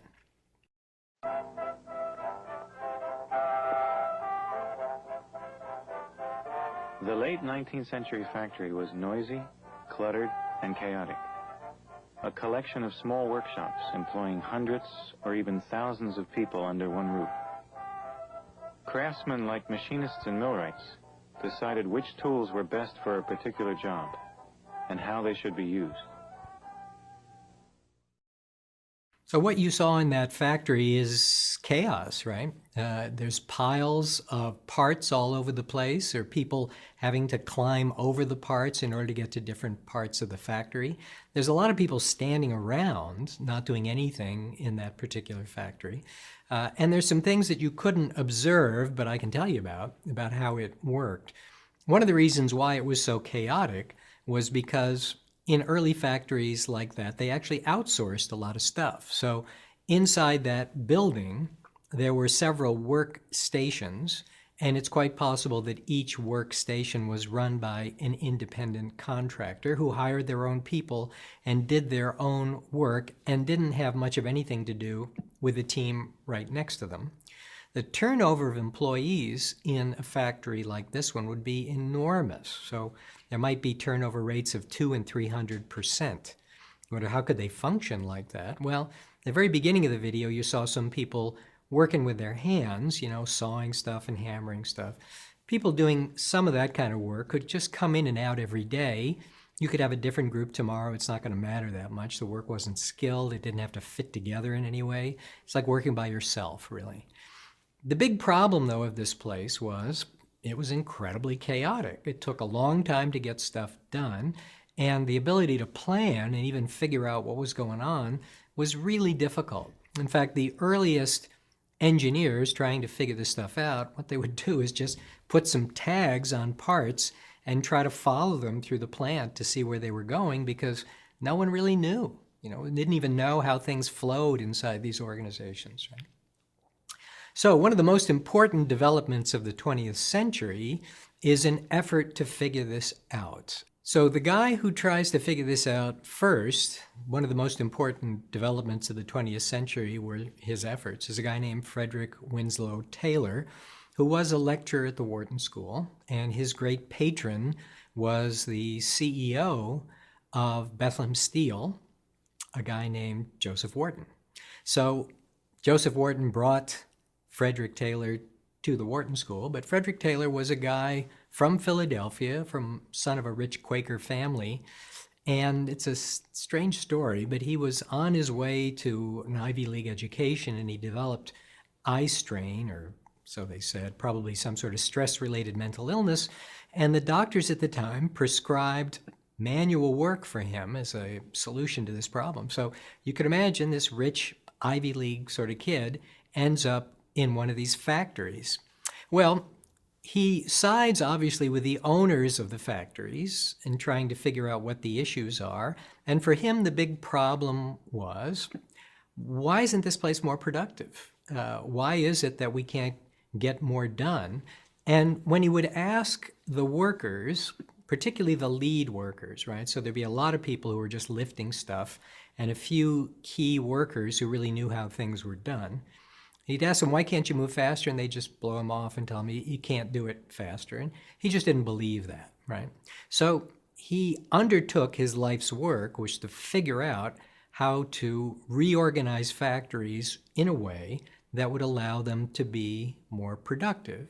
Kind of a noble goal. But the way he ends up doing it becomes incredibly important for the way work is organized, not just in the US, but then around the world. And interestingly, one of the biggest proponents of Frederick Taylor's methods was the Soviet Union, where they really thought that he had done some terrific stuff. This was his idea, was to figure out how to design individual jobs, and what he really was thinking are the tasks that jobs performed in jobs, in ways which are the easiest to do. So you might think about this in part as the first, maybe the earliest notion of ergonomics, and that is, how do we design something simple like lifting heavy pieces of iron, which was one of the things that he did first, in ways that is easiest for the workers to do, or another way to say it, so they could lift the most, right?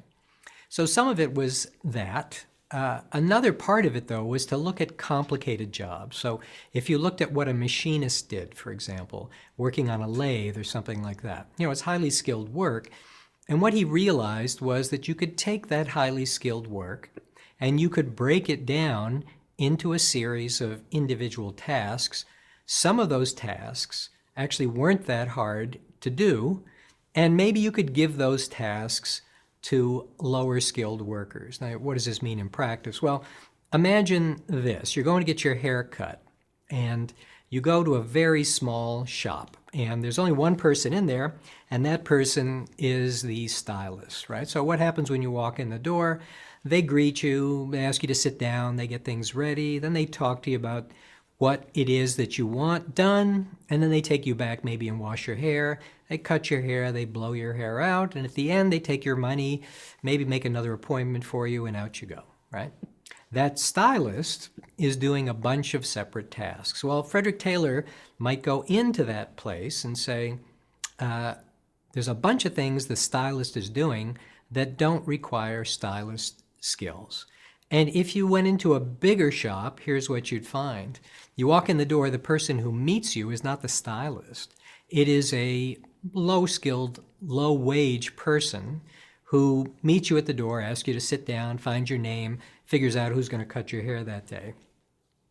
And then the stylist maybe meets with you for a couple minutes to find out what you want, say hello, etc. Somebody else, another person who's kind of lower skilled and lower paid, takes you back and washes your hair and brings you back to the stylist, who then cuts your hair. And maybe somebody else at the end of that blow dries your hair for you. And after that, you go up to the front, you see the receptionist again, and they take your money, make an appointment again, send you out the door. So what happens there, the stylist is only doing the work that requires a stylist's skills. Everything else has been hived off to lower skilled workers. So for the employer, why does this help? Well, let's say stylists get paid more money. Now you're only paying the stylist for the skills, the tasks that use their skills, and you got a bunch of other people at lower wages doing the other work. So per haircut, now as a employer or as a company, it's costing you way less to do if you're the boss here, because you're not having to pay as much for as much of the work that was done. So Frederick Taylor's ideas were kind of that. Some people call this de-skilling. You take a job that was done by somebody with high skill and you break it up into a part that is high skill, but a lot of other parts that are kind of low skill. Now, the second thing about Taylor's approach to this was he's telling everybody exactly how their job should be performed. And typically it was engineers that were doing this. They would figure out the best way for you to perform your job. Then they were telling you, here's how you've got to do it. So you lost all control over this. So the idea of time and motion studies, which were developed in part here at the University of Pennsylvania by a guy named Meyerbrigg, who worked on stop-action photography of people and how they moved. You could slow it down and see how people were performing tasks, how they actually did it. The idea of time and motion studies was like a stopwatch and a camera to watch how you performed your job and to figure out, among other things, how long it took you to perform each task. And then they would hold people accountable for how many of those tasks they got done per hour, because they had a standard now that they were watching people. They could figure out sort of how much you could do. Now, you can imagine what this does to you if you went back to this factory image we just saw earlier. A lot of chaos, right? One thing you would see now is a lot of structure. You wouldn't see people walking around and performing different tasks in different places. You would be in one place. You weren't spending your time walking around, just performing that one task. You'd be doing it in a standard way over and over and over, same way every time. You got consistency and you got efficiency from this. Now, Taylor added one other piece, sort of what's in it for the workers, and that piece was payments that were designed to share the productivity gains with the workers. And his idea was piece rate, right? Piece rate means every time you performed this task, you made so much money, so you had an incentive to do more of these tasks, right? So that was his system. It was adopted first in manufacturing, but it really hit its stride with the rise of assembly lines, right? And assembly lines use the time and motion studies and Frederick Winslow Taylor's idea, which was called scientific management, to break down jobs into their simplest parts. You see this all around the world. It spreads across the world from U.S. multinational companies going abroad. Ford Motor Company in particular takes these techniques to Europe and to other countries, and from there they spread.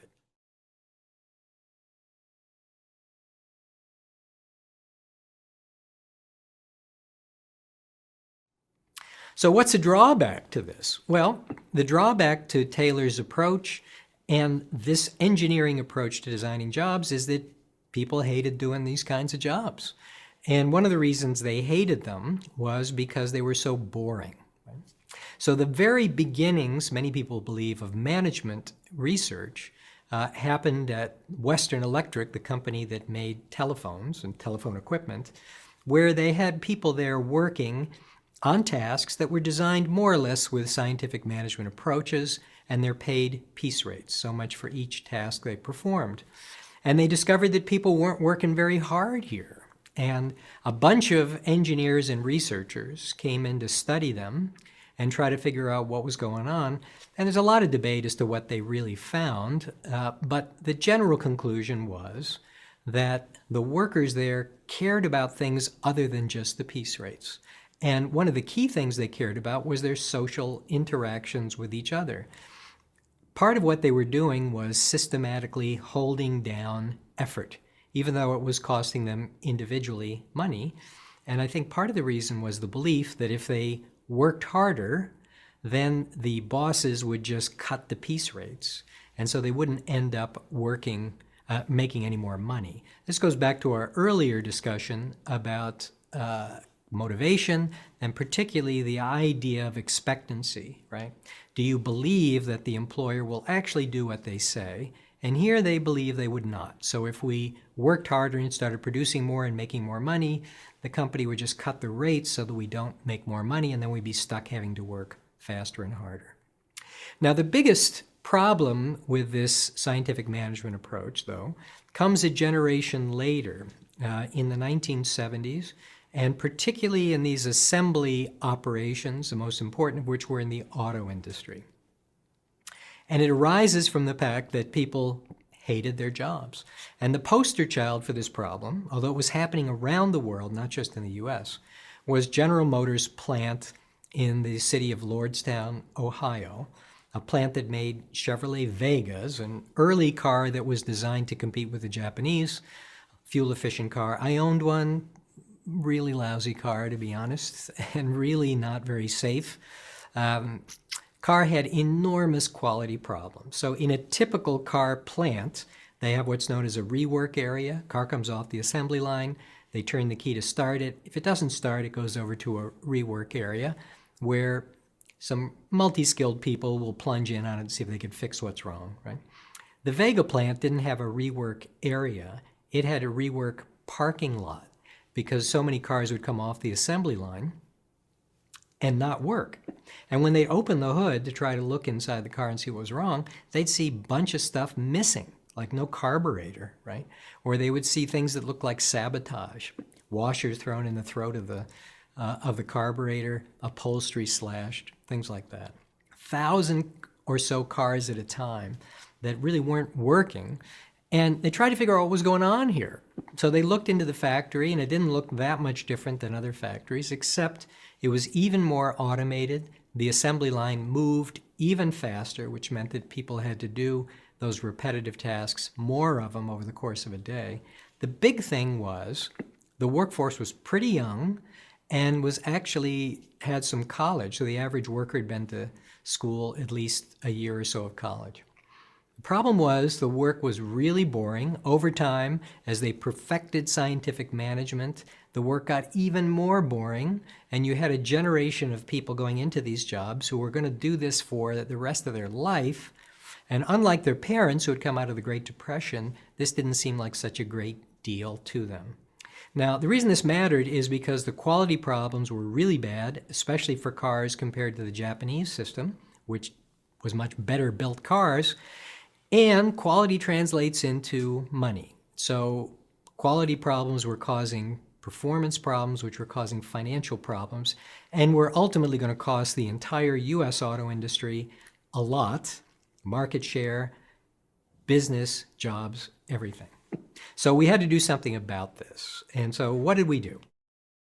So what happened during the 1970s, at least toward the end of the 1970s, was an effort to rethink job design, to look at how we were organizing work and the performance of these tasks at the level of the worker in these big assembly plants. The reason we're doing this is because it was costing the companies a lot of money, and the workers were miserable too. A lot of strikes over little things, turnover problems, etc. And so the new approach was to think about these jobs from, you might say, a human perspective rather than an engineer's perspective. So the engineer's perspective, we're thinking about people, fitting people to the machines. And the more human perspective was saying, okay, what are the people like? And how might you adapt the work to accommodate the needs and the interests of the people, at least a bit? So what is it we learned about people and what they liked about their work and what they hated about their work? Well, in general, one of the things that people like about work is social interactions. You're with other people, right? And often we like the people we work with. And if we do, that's a big reason for going to work and one of the things we liked about it. One of the things we learned from those Western Electric studies was that the people in these assembly operations in Western Electric wanted to talk to each other and paid a lot of attention to what everybody else was doing. The other thing we learned about jobs and what people liked about them was a series of things about the tasks and how they were performed beyond simply getting a paycheck at the end. And there's kind of a list of these upon which there's general agreement now. And the first of these might be the idea of autonomy, which you can think about as control. What do I control about my work? Do I get to decide, for example, when I get to take a break? Do I get to decide how I perform this particular task, right? Well, under the scientific management approach of Frederick Taylor, the answer to every one of those questions is going to be no. You don't control anything, right? The engineers that designed your job specified everything about it, and we figured out, on average, the best way to do everything, so we don't need any of your help. Thank you very much.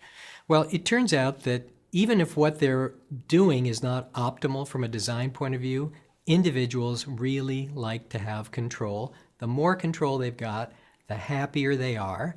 The more control they've got, the less stress they feel about things, right? So autonomy is one big thing. A second thing that they really value is variety. People get bored doing the same thing over and over. There's a phrase for this in psychology called habituation, which means that we turn off stimulus, which is repetitive and doesn't seem to matter very much to us. You probably know this if you've ever moved into a new place, and particularly if it's maybe someplace where there's a lot of noise around. You've woken up early in the morning because the garbage trucks come in, or there's a big pothole in front of your house, right? And you can't sleep the first few nights. And then after that, you find that you can sleep, right? And then you're okay with it. Your brain has just tuned it out, and you don't even notice it anymore until you get a visitor who stays with you, and then they're up all night and they say, I couldn't sleep, that stupid pothole in front of your house. And you're saying, what are you talking about? Well, your brain has tuned it out. And the problem with repetitive work, always the same over and over and over, is that our brain begins to tune the work out and we're just not paying attention to it anymore. And for workers, this is pretty dangerous, especially if you're working with machinery that is heavy and powerful and you could rip yourself off pretty good. If you're worried just about the quality of the work you're doing, it's not good for that either because you're not paying attention to things and it's easy to start making mistakes or ignore quality problems as they're coming along. So from the human perspective, variety matters a lot. The third thing that seems to matter a lot is, do we understand and appreciate how what we're doing fits into the bigger picture of what maybe the company is doing or the agency we're working for?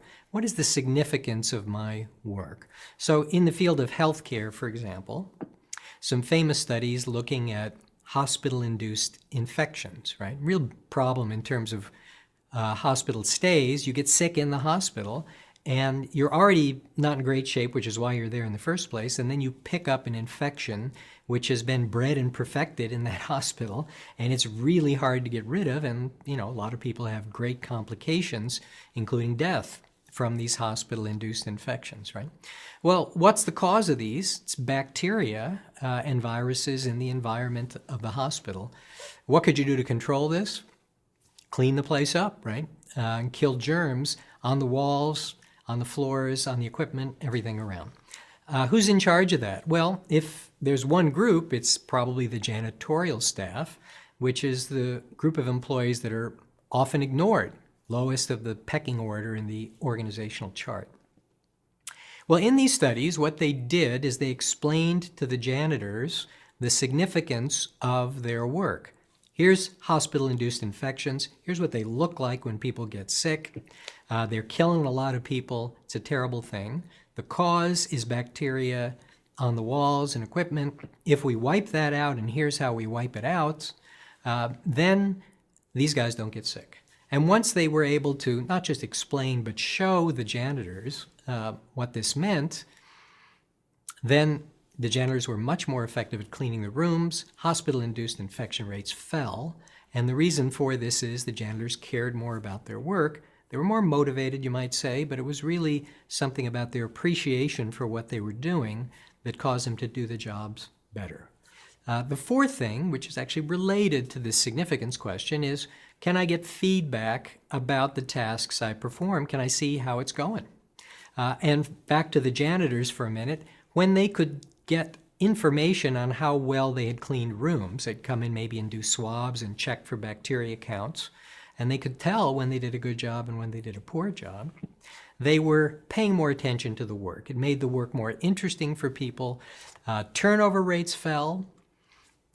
Employee satisfaction improved. Commitment to the organization, that is caring about doing a good job, went up as well. And these are four of the big factors, and they all relate to how the job is performed. None of this has anything to do with money, nor does it have anything to do with benefits or anything like that. It's all about how the tasks themselves are performed.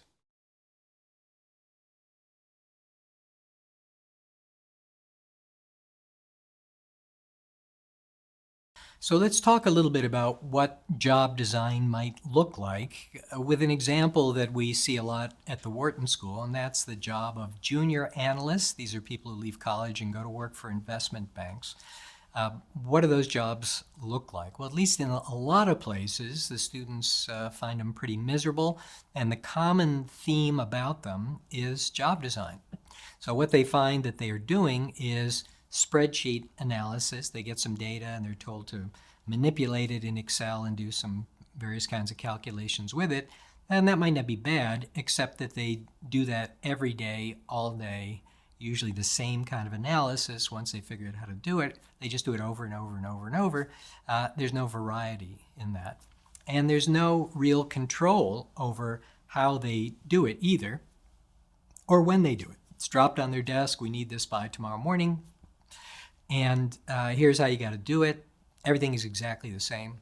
this most surprising thing is that they've got no idea what they're actually working on typically. Nobody tells them. They just give them the data.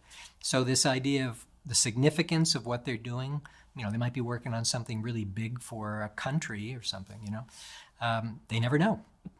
And how well they do on these tasks, they often don't know that either. They hear, maybe somebody comes and yells at them if there's a problem, but otherwise they never know whether they've done a good job or a bad job. And you think about the consequence of that, the fact that they hate their jobs, means in order to get them to do these jobs and to stay there, you got to pay them a ton of money, which was the deal. You got a really boring job you're not going to like very much, and it's incredibly hard and lots of hours and demanding, but we pay you a ton of money. Right? Now, if you think about how you would fix that job, it's not that hard to do. A simple way to fix it, simplest thing to do, is to just tell people, what are you working on? It takes 10 seconds to tell them. This is a bond issue for, the Kingdom of Jordan or something like that. So you know what it is. And then when you're doing the final presentation, maybe you let them sit in the back of the room so that they get a sense of why this matters. They also get some feedback. Does the client like this whole project or not? Right? And maybe if they got to do spreadsheet analysis, at least you could have them do different analyses over the course of a week, so it's not the same one all the time. And could you give them a little control over when they do it, at least schedule, and maybe to some extent how? It's not that hard to fix this kind of work in ways that would make people like it better. And when they like it better, quality goes up and people stay longer and performance improves as well. So I have a little video here I'd like to show you of something that went viral in an airline. So take a look at this. Good evening, folks. Welcome aboard Southwest Airlines Flight 372, service to Oklahoma City. Those of you that have flown us before know that we do things a little bit differently here on Southwest. Some of us tell jokes, some of us sing, some of us just stand there and look beautiful. I, unfortunately, can do none of those. So here's the one thing that I do know how to do. We're going to shake things up a little bit. I need a little audience participation. Otherwise, this is not going to go over well at all. So here's what I need, especially you guys in the front because you know what's coming. All right, I need a beat, all right? All I need you to do is stomp and clap, and I'm going to do the rest because I've had 5 flights today, and I just cannot do the regular boring announcement again. Otherwise, I'm going to put myself to sleep. So, you guys with me? All right. So give me a stomp, clap, clap. Come on, stomp, clap, clap. Stay on beat there. There you go. Keep that going. This is Flight 372 on SWA. The flight attendants on board serving you today. Teresa in the middle, David in the back. My name is David and I'm here to tell you that shortly after takeoff, first things first, there's soft drinks and coffee to quench your thirst. But if you want another kind of drink, then just holler. Alcoholic beverages will be $4. If a Monster energy drink is your plan, that'll be $3 and you get the whole can. We won't take your cash, you gotta pay with plastic. If you have a coupon, then that's fantastic. We know you're ready to get to new places. Open up the bins, put away your suitcases. Carry on items, go under the seat in front of you, so none of you have things by your feet. If you have a seat on the road with the exit, we're gonna talk to you, so you might as well expect it. You gotta help evacuate in case we need you. If you don't want to, then we're gonna reseat you. Before we leave, our advice is put away your electronic devices. Fasten your seatbelt, then put your trays up. Press the button to make the seat back raise up. Sit back, relax, have a good time. It's almost time to go, so I'm done with the rhyme. Thank you for the fact that I wasn't ignored. This is Southwest Airlines. Welcome aboard.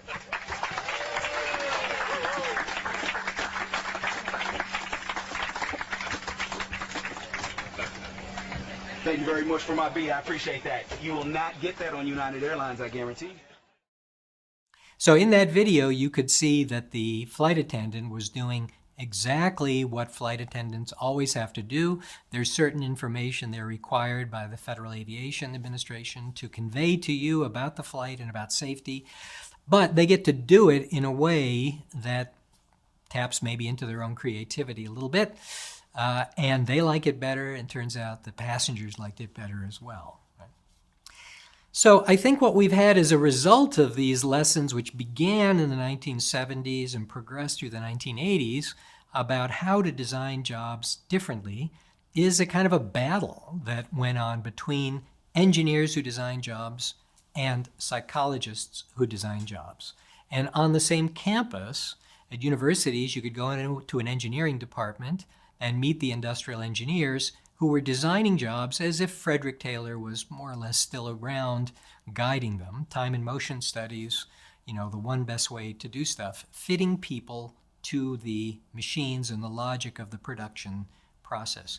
And then you could cross the campus and go talk to the psychologist who would be explaining to you why that method of designing jobs was a disaster. And you had these two kind of fighting. And frankly, the engineers were winning most of the time, maybe because they were already in place.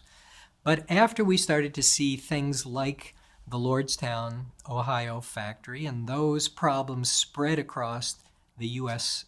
Economy and into Europe as well, started to cost companies a lot of money, not just in turnover, but especially in quality. And having to make up and try to fix quality problems is really expensive. But especially competition from foreign producers, where they didn't seem to be having these problems, really made U.S. companies, and then European companies as well, start to take all this much more seriously.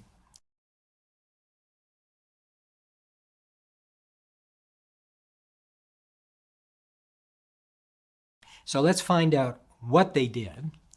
And the lessons begin in the auto industry, and particularly the rise of the Japanese auto industry in the US. It gets going in the 1970s because of the oil price shocks.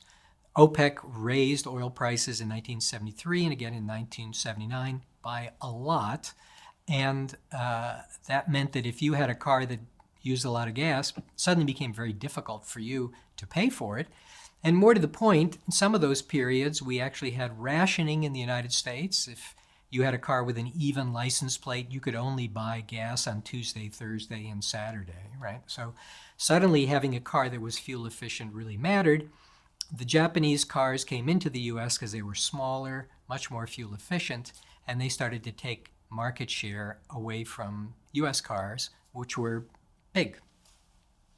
But the other thing that U.S. consumers learned, and eventually U.S. auto companies as well, was that the Japanese cars were not only more fuel efficient, the quality of them, the build quality especially, was way better. The cars lasted long, and they didn't have nearly the problems that U.S. cars had.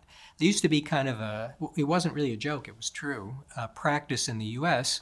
that you could order a car and you could decide what day of the week the car you're ordering should be built. And you wanted a Wednesday car. And the reason you wanted a Wednesday car was by Thursday and especially Friday, people were starting to party in the plants before the weekend. And some of them also were just cutting out of work. And so they were trying to throw replacement workers in to get that work done. And so quality was lousy on Friday. And on Monday, a lot of people were hungover and would come in rough shape for the first day or two. So you didn't want a Monday or Tuesday car either. You wanted a Wednesday car. Unless you bought a Japanese car, and then it didn't matter because the quality was pretty good for those cars. So we started to pay some attention to what do the Japanese know that we don't. And here's one of the most important industrial stories of the 20th century. And it happened at General Motors. In the early 1980s, the U.S. auto industry is whacked by Japanese competition. Ford is struggling. Chrysler is bankrupt and is bailed out by the government. General Motors has still got some money, and they're trying to figure out what they should do to address the problem of Japanese competition. So they went to Japan, they toured the plants there, and they came back with this profound sense of how engaged the Japanese workers were, in their view, engaged with management to produce high-quality cars, how hard they worked, how diligent they were, and particularly how concerned they were about quality. And they came back to the U.S., looked at their own workforce, and concluded there's no way we're going to compete with the Japanese because their workers are just so much better than ours are. So we just can't compete with the Japanese car companies on that. The only way we're going to be able to make it is to automate. we're going to bring in robots to replace as many workers as possible. So GM embarked on a huge industrial experiment, it turned out, to put robots in their factories. They spent a ton of money, as I recall, about $43 billion putting robots into their factories.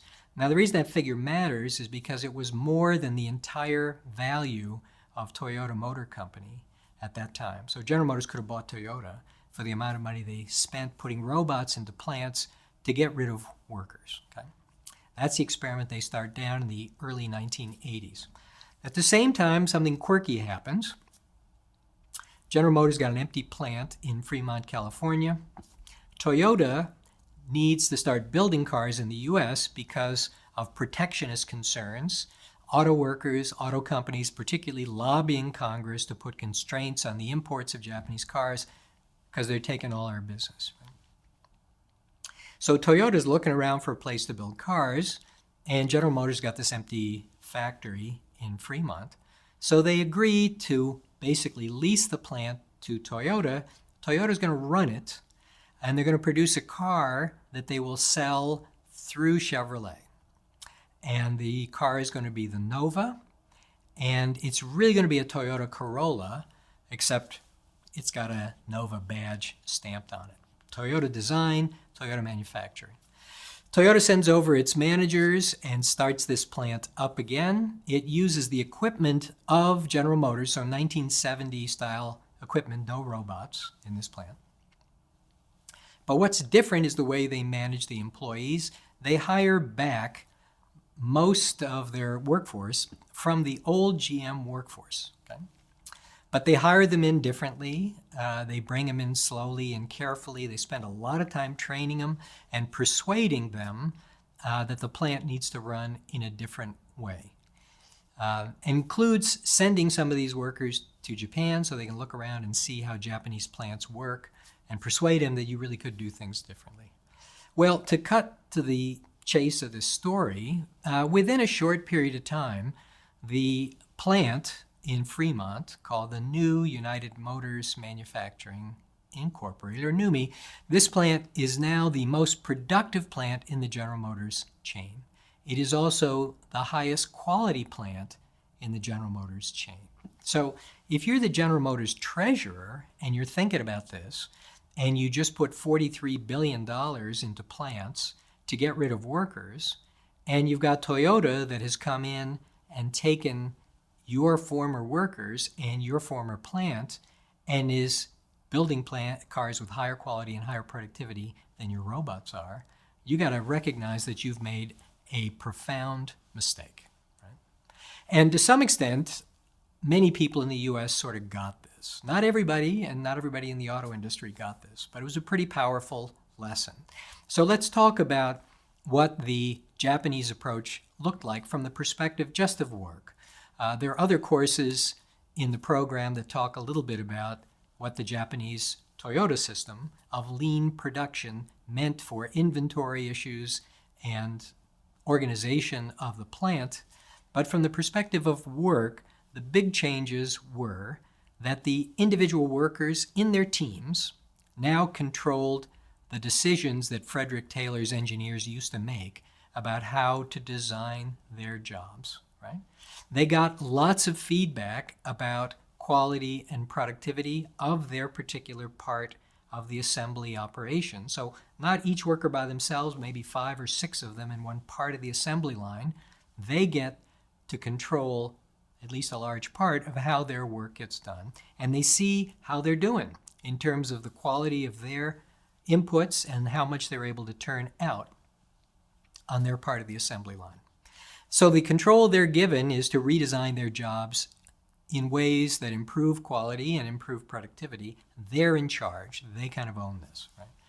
And the interesting thing about this is the tasks that they design are just as boring as the ones that Frederick Taylor would have designed, but they control them. They have to do them in exactly the same way every time in order to know when they introduce an innovation whether it's an improvement or not, right? So they're really standardized, but they control it. And this and a bunch of other reasons, like the fact that the management team treated them a little more like peers, common cafeteria, common uniform for everybody, meant that the employees were much more engaged in their work, turnover was low, quality in particular was way higher, and the employees are striving to improve productivity almost all the time. So this is the lesson of Japanese management, that it turned out that Frederick Taylor wasn't right, that trying to get engineers to design the jobs for people was not optimal, and that they could probably do a better job themselves, and if nothing else, they're at least much more engaged in it.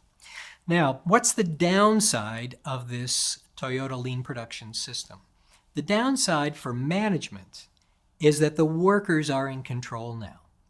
You don't have a group of engineers who are part of management designing everything. The workers in the plant are in charge. And one of the things that Japanese style management does very differently and noticeably on assembly lines is it gives the individual worker the power to stop the line if there are quality problems, because they want them fixed then. They don't want more cars coming off with quality problems.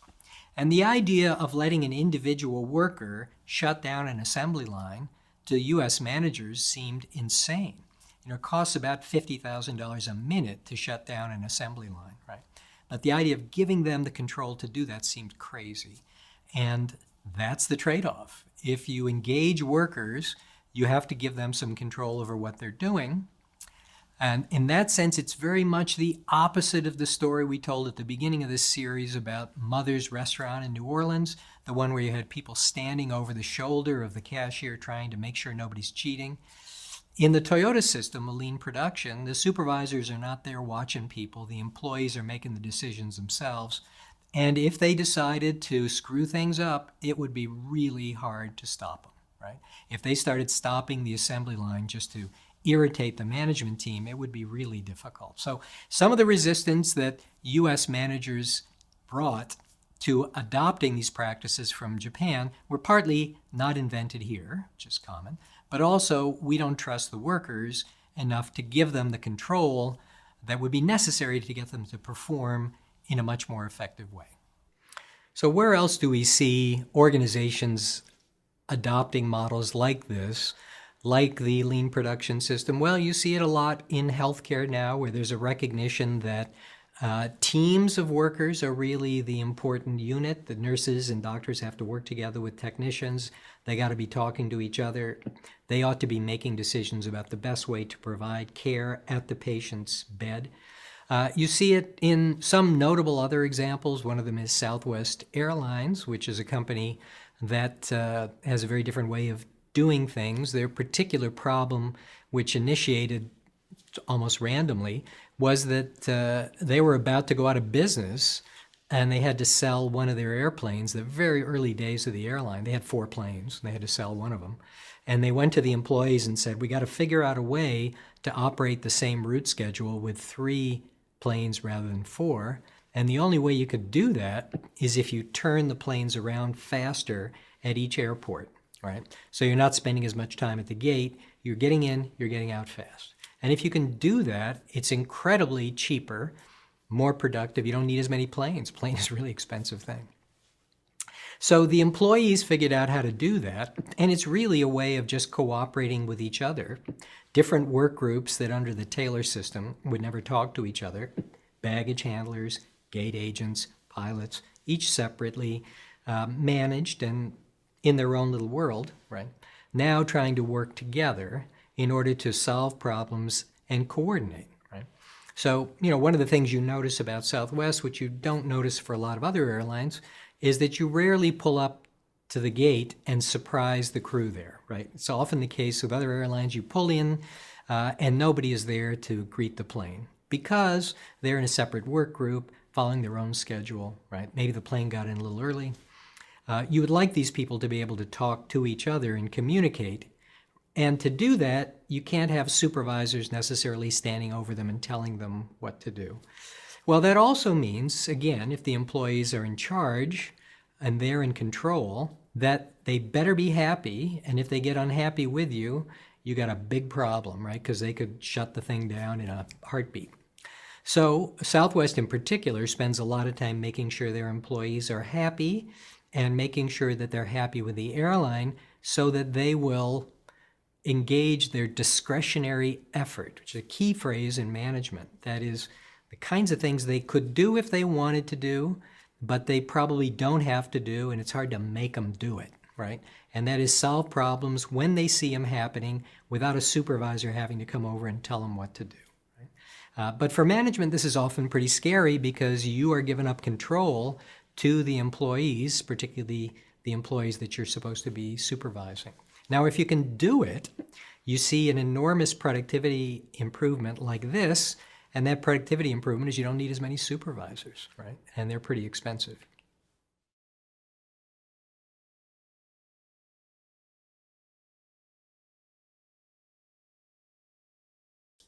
So our last big point is to talk about systems of work. We've been talking about individual practices, motivation early on, job design now in this section, how they fit together in ways that create synergies that make them even more powerful. So one simple example of this is that we know that profit sharing and stock options for employees at a broad-based level for the workforce as a whole seem to have very little effect on employee performance. If you combine profit sharing with employee participation, then you get a much bigger effect. And why is that? Well, profit sharing might give you a motivation or a sense of identification with the company that creates some sense of willingness to help the company. But unless you have involvement and participation so you can make some decisions, autonomy as it were, you got no way to exercise that motivation. You put these two together and then you start seeing some effects. We teach a couple of cases here at the Wharton School about how these practices bundled together can actually drive the competitiveness of the whole firm. We see this easiest in the for-profit area, but you can see it almost anywhere. We teach a case for a company that we've named Holt Chemical. It's not the real name of the company. And this was a student project of our MBA students many years ago. What happens in Holt Chemical is this is a company that was in the specialized chemical business, competing against bigger companies, had lower costs. But what Holt was able to offer was customer service that was really good. How did they do that? First of all, they didn't hire professional salespeople. They hired chemical engineers. And when they hired those chemical engineers, they put them to work first in the factory, their chemical plants, so that they would get some understanding of what the chemicals felt like, looked like, worked like. And also they knew who made the chemicals in the plant and who were the experts in the plant on those chemicals. Only then did they go out in the field and start dealing with customers. They'd stay with customers more or less for life, or at least their life in the company. They were paid a straight salary, no commission. They had no incentive to push different kinds of chemicals on clients, so the clients started to trust them. And because they were chemical engineers, they were already oriented toward solving problems with chemicals, which is different than chemists who are interested in chemistry per se, right? Pretty simple set of practices, but it produced something that helped sustain the company and its competitive advantage. That is, its customers were willing to pay a premium to buy chemicals from Holt in order to get their customer service, which was really just salespeople who were effectively consultants. They knew a lot about the chemicals, they knew a lot about their clients, and they knew what would work where. Right? The problem at Holt Chemical is they called in a consulting company that was giving them advice on how to improve profitability, and the advice turned on giving the salespeople incentives to sell more chemicals that were more profitable. As soon as they did that, the customers started to notice that you couldn't necessarily trust what the salespeople were pushing on you. And the first thing that happened is some of the salespeople themselves noticed this and quit because they didn't like this new arrangement. They didn't see themselves as salespeople primarily. The second thing that happened was the customers started to bolt because they didn't trust Holt's service so much anymore, and the products of competitors were cheaper. So Holt's entire competitive strategy begins to unravel because of a change in management practices, actually just one change, which then broke up the synergy between their other practices and made them as a company not so successful anymore. Another quick example out of the world of retail is the folks at Nordstrom, who have for decades now had the most profitable department store, sales per square foot. How do they do it? They sell more or less the same stuff that everybody else does. They sell their own brands, but they sell fashion. And the way they do it is their competitive advantage, and that is salespeople who tailor the experience to individual customers, give them whatever they need. How do they do that? Partly hiring. They try to hire people who are enthusiastic. They don't bother training people because there's not much training you need. You don't need to know the polymer count in the sweaters. You just need to be able to tell people, oh, that looks great on you, and let me let you know when something's on sale, and I'll bring this to your house. The other reason they don't train them is they don't want you to have a standard way to deal with customers. They want you to do whatever it takes to make that customer happy. And they have huge commissions in terms of a percentage of their pay. They wash through a lot of people. People who don't fit get pushed out pretty soon, but because they're not spending a lot of money hiring or training people, when they lose them, it's not that big a deal. But the ones they keep figure out how to please Nordstrom customers. They maintain their own customer base, and they got a big financial incentive, back to motivation, to sell well. So in that case, it's not a series of complicated practices, and it's not often things that you might call best practice, no training, no careful selection, but it fits together in ways that work for that company given where their business is. And I think that leads us to a conclusion here from this part of the course, and the conclusion is if you do the management of people correctly, it's not just about being able to keep your costs down or able to implement and execute strategy or whatever the processes are the company wants. It is possible that you can actually create the competencies that drive the strategy of the business. And this is going to tie our section of the course into other sections on strategy you're going to hear about in a little bit.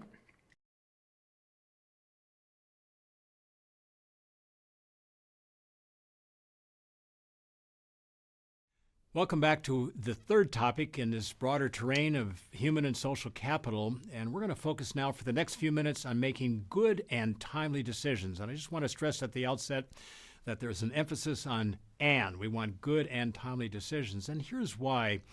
Two factors in our estimate are making for shorter cycle times in how products are developed, how long they last in the market, what kind of a service somebody wants, and how long that will be in the market in a viable way. It puts a premium on managers like you making a good and timely decision, whether it's for a service, a product, or maybe just how you get the job done itself. And the two factors that we think are pushing the need for more good and timely decision making is, first of all, so many organizations have themselves innovated and found ways of getting products out there more quickly than in the past. So if your competitors are becoming good at developing a product, getting it out, getting it in a store or maybe a hospital service to your patients, it kind of leaves nobody a choice but to begin to match that time cycle. Making it, number two, though, more challenging, so to speak, is the fact that in many markets, there's greater complexity, many more different kinds of products, for example, and greater uncertainty. Partly regulatory, partly customers are more fickle. All that being said, it does put a premium, this is why it's a third critical topic in managing people at work, on becoming good at timely decision making. I'd like you to think just for 50 seconds or so about a decision you have seen in your own organization in the last, let's make it the last 2 years, that took too long for it to be made. You might have been part of it, you might have watched it, it might have been your own. Just pick a decision that, whatever it was, took longer than it should have. It was no better having been delayed, and there might have been some costs. And ask yourself, what slowed that decision down? What were the kind of the hidden causes? And often, anticipating what you're thinking right now, there might have been too many people that had to sign off. Some people maybe were fearful of making a decision because they anticipated they'd get cut off at the knees if they made it wrong. All these are part of the human tableau. These are factors we need as a manager to be cognizant of and then work around. Maybe to make the point more directly, I have a photograph here of John Chambers, who for 20 years ran Cisco Systems, the maker of the hardware of the internet. We all have had our digital messages go down, something that John Chambers and his large company of more than 30,000 people these days have made for wherever we work, the hardware, the backbone of the internet. I encountered John Chambers at an event a couple years ago. He stepped down now, but he was chief executive then of the Silicon Valley high-tech company, Cisco Systems. And I said, John, all my academic colleagues say you're great at making good and timely decisions when it comes to acquisitions. Cisco has grown, to use the parlance here, partly inorganically, that is through acquisitions, and partly organically, just by adding more customers and more revenue to existing products. On the inorganic side, though, John Chambers has an enviable record of picking winners and avoiding losers. Hard to do when it comes to mergers and acquisitions. His hit rate is way above average. Back to my question, John, what's the secret of your success in making these very difficult decisions in a changing market where cycle time is getting shorter?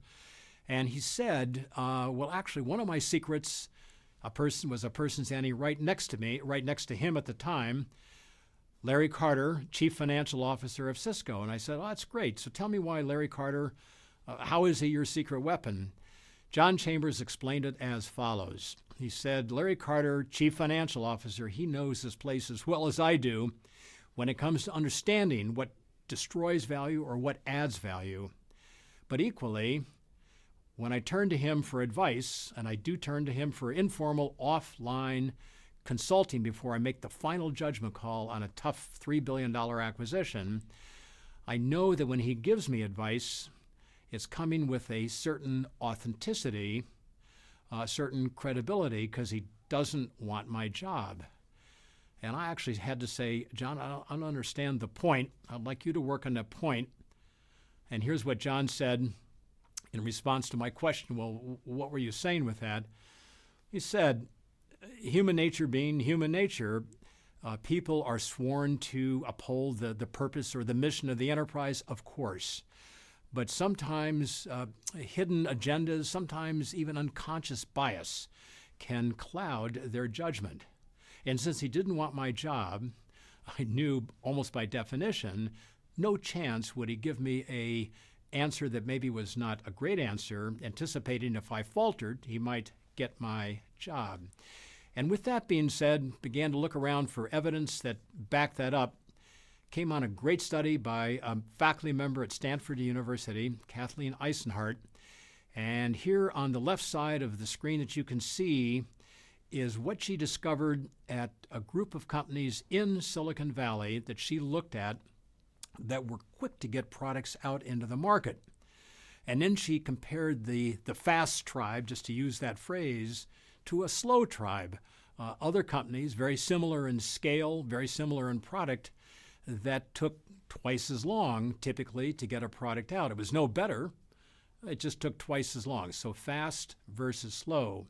And then she asked, well, what's the difference between the fast movers and the people who are relatively slower by comparison? All pretty fast, of course. After all, it's Silicon Valley. The fast movers, she found, look at the red there that has highlighted one point, are the companies that have, like John Chambers, an inside experienced counselor, somebody who is able to give unbiased, non-self-serving advice. Let's make that more affirmative in the form of a management suggestion. Good to have somebody close to you, maybe a person who used to have your job, who's willing to sit with you and just think out loud about a decision you're facing and you have to make. And that's a way of saying that as we begin to solve the problem that John Chambers reminded us of, that having a counselor inside, maybe outside, a good idea. Take a look at the first bullet at the top of that list. I'm not going to go through them all, just want to get your attention to that. And that is collect active real-time data. Don't send somebody out to bring data back 3 weeks from now. Say, look, we need it now. We want it today. That's, again, one of the findings on that particular fast versus slow comparison. I'd like you to hang on to those 5 factors there. Just take a look at them. I'm going to ask you to apply them in a minute. And now I'm going to add information on decision-making, or really guidance on decision-making, from the U.S. Marine Corps. U.S. Marine Corps, I think we all know what its charter is. It's to get in, get the job done, and get out. And to appreciate that, for more than a decade now, we take our MBA students down, about 190 total in the course of a year, for a day and a half with the U.S. Marine Corps on timely and good decision making. We wanted to know how does the Marine Corps think about that? How do they instruct in that? The topic we're focusing on right now, 4 answers emerged as they're conveyed to our students. You can see the photographs here that have our MBA students looking at in the center photograph, for example, at a Marine instructor. And the Marine instructors are saying the following, 4 key points. Add these to what we had on that prior slide with 5 key points. Number 1,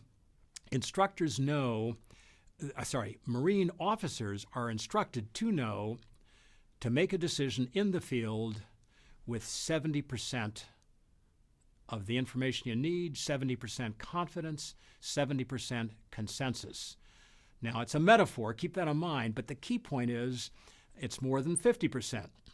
Ideas, don't shoot from the hip. That's timely, but not good. Conversely, don't wait for 99% certainty that you have all the data, because somebody else is going to be on the high ground before you get there, physically, literally. But in taking this now as a metaphor, 70%. Get analysis done, gather data, build agreement, but don't wait for perfect agreement or perfect data. Number 2, a separate but really important point. A manager needs to learn, or a Marine officer needs to learn, to convey what a Marine would call commander's intent, what in business or other organizations we tend to call strategic intent. Here's what I want, says you, the manager, to people around you. And then don't try to micromanage what they do. Leave your subordinates to work out the detail. There's a phrase that captures that point. I think it's a great phrase. Eyes on, hands off. That leads to the third point. Again, a kind of a formulation for making good and timely decisions, which is to develop a tolerance, even a round of applause for the people that work for you when they make a mistake the first time. They're going to make mistakes because 70% means they don't have perfect understanding of the situation. And you've told them what your intent is, and then you've not told them how to do it. You're better than they are by definition as their manager.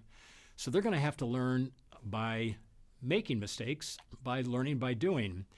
And the statement is, it's a great statement from the Marine Corps and many organizations that Peter Capella and I work with, is that you have to develop a tolerance for first-time mistakes and after-action review to come back on what happened, how can we make certain it does not happen again, and of course no tolerance for the same kind of mistake made a second time. Finally, I love the phrase, indecisiveness is a fatal flaw. For the U.S. Marine Corps, that has a certain literal meaning in combat areas. In organizations that we're talking about today, take that as a metaphor. And maybe just to sum that up, I'm going to offer up a statement that probably describes a certain number of you listening, and that is, if you've worked for a boss who just couldn't get a decision made, couldn't get paper off her or his desk, it started going nuts. You knew decisions had to get made, and an indecisive manager can be fatal for their career. It can be fatal for their career. It can be very detrimental for the organization. Keep those 4 points from the U.S. Marine Corps in mind. Keep the 5 points on the left-hand side of the information from Silicon Valley in mind. Keep in mind what John Chambers said about having somebody close to you to whom you can turn for guidance. I'm going to ask you to calculate the cost, the jeweler's total loss with the information in front of you. Take 60 seconds. Be mindful of those factors. The whole point of this course is to put some factors in the back of our head we can apply. Take 60 seconds. I'm going to ask you what your answer is. Write it down on a piece of paper in front of you.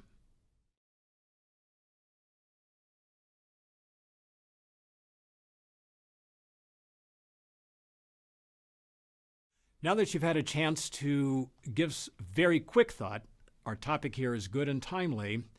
on this particular decision, I know from prior experience that some of you have written down $39. A few of you have $22. Others, other rooms, have $83. Some are at $161. And I know from prior experience there are probably at least, if we put 25 people in a room together, there are at least 7 or 8 different answers. That's a statement, by the way. This is a very tough problem. But if we now took the next step, going back to, let's say, John Chambers and the work of Kathy Eisenhart, we have made our own decision. We've written down the answer, but at this point we haven't communicated. We haven't talked with a trusted advisor, a counselor. So what I would do, we're not going to do it here, but what I ordinarily would do, I'd recommend in your office that you do this later today, is before you make the final concluding judgment call, turn to somebody else whose advice you know is informed and you trust, and try this out with them. When we do that in a room, pretty quickly discussion explodes as the people, for example, at $61 wants to know from the $39 or maybe from the $161 why the others are wrong in the room. But in the process of that consultation, the discussion, your thinking will evolve. And then let me bring in that, I labeled it strategic intent, commander's intent factor as well. As we look at this problem here, my guess is sitting in your office looking at this here, some of you probably did wonder, should I take into account a bad check fee? Or maybe opportunity costs? Or what about reputational damage? And a question back to you is, should those be in your thinking or out of your thinking? And since I didn't make that clear at the outset, I have failed to be clear in my strategic intent, which makes it tougher for you to make this decision. I should have been clearer. I'll be clear now. Take everything out aside from just cash in and cash out. No reputational damage, nothing else. And then finally, my strategic intent, not yet fully clarified. Here's my final clarification. If we had time, I would have you get into a room with people, share your answers, talk them back and forth, and then I'm going to say, my purpose in this exercise, my intent, was not that you get the right answer. It felt that way, but actually that was not my intent. My intent was that you, the people in the room, collectively, jointly, have the right answer. And all we need is 70% to go back on that Marine Corps provision to call it quits. Once we get to 70% agreement, we're done. And with that statement that the objective, the intent is not for you to be right, but for the organization, the community group, the company, the hospital, the university that you may be managing to be right, I've noticed that, call it human behavior in the room, it materially changes. Up until that point, people are kind of taking their own counsel, kind of puzzling through their own thinking. But as soon as I say my intent is for you collectively, or at least 70%, to have the right answer, then people begin to step forward. People will go to a blackboard or a whiteboard, begin to track it through. With that being said, as you look at the answer that you have written down, just keep that in mind. And now I'm going to walk us through what is, quote, the right answer. This is such a tough problem that we decided to decide what is the right answer by asking professionals who do this for a living to take a look at the problem and give it their best shot. Thus, we arranged for 30 certified public accountants, people who look at cash in and cash out of companies and organizations through their career, to take a look at this problem. We gave them 1 minute to write down their best shot, the 30 people working individually. And at the end of that 60 seconds, there were 13 different answers in the room, believe it or not.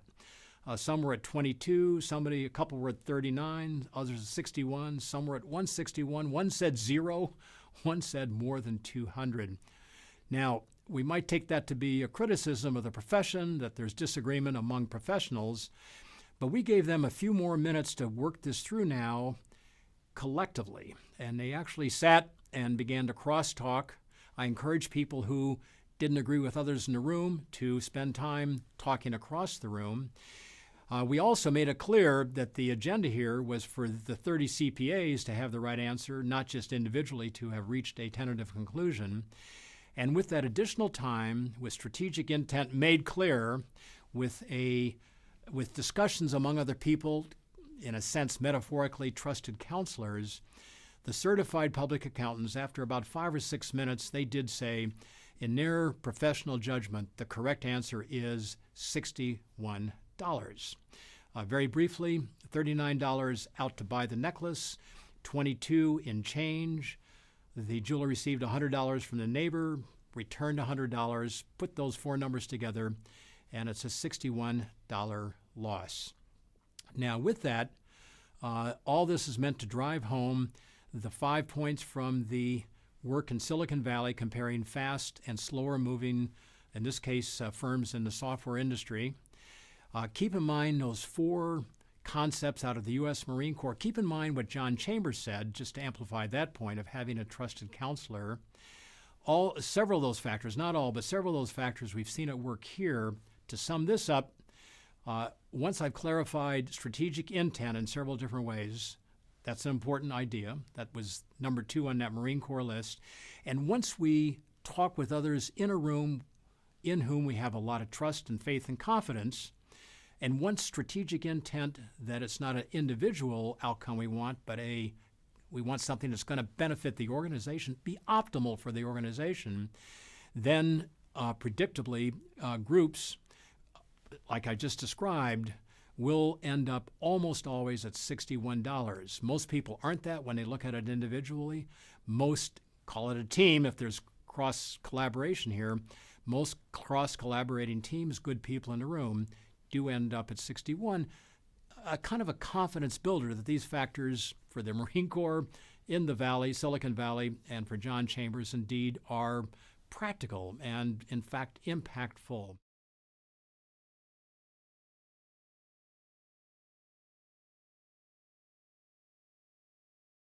I'm going to have us look now very briefly a kind of an application, and then we're going to get into a much deeper dive into a very tough set of decisions. For the application, I'm going to have us briefly take a look at Charlene Barshevsky, upper left-hand corner there. She's with Zhu Rongji, the then premier of China.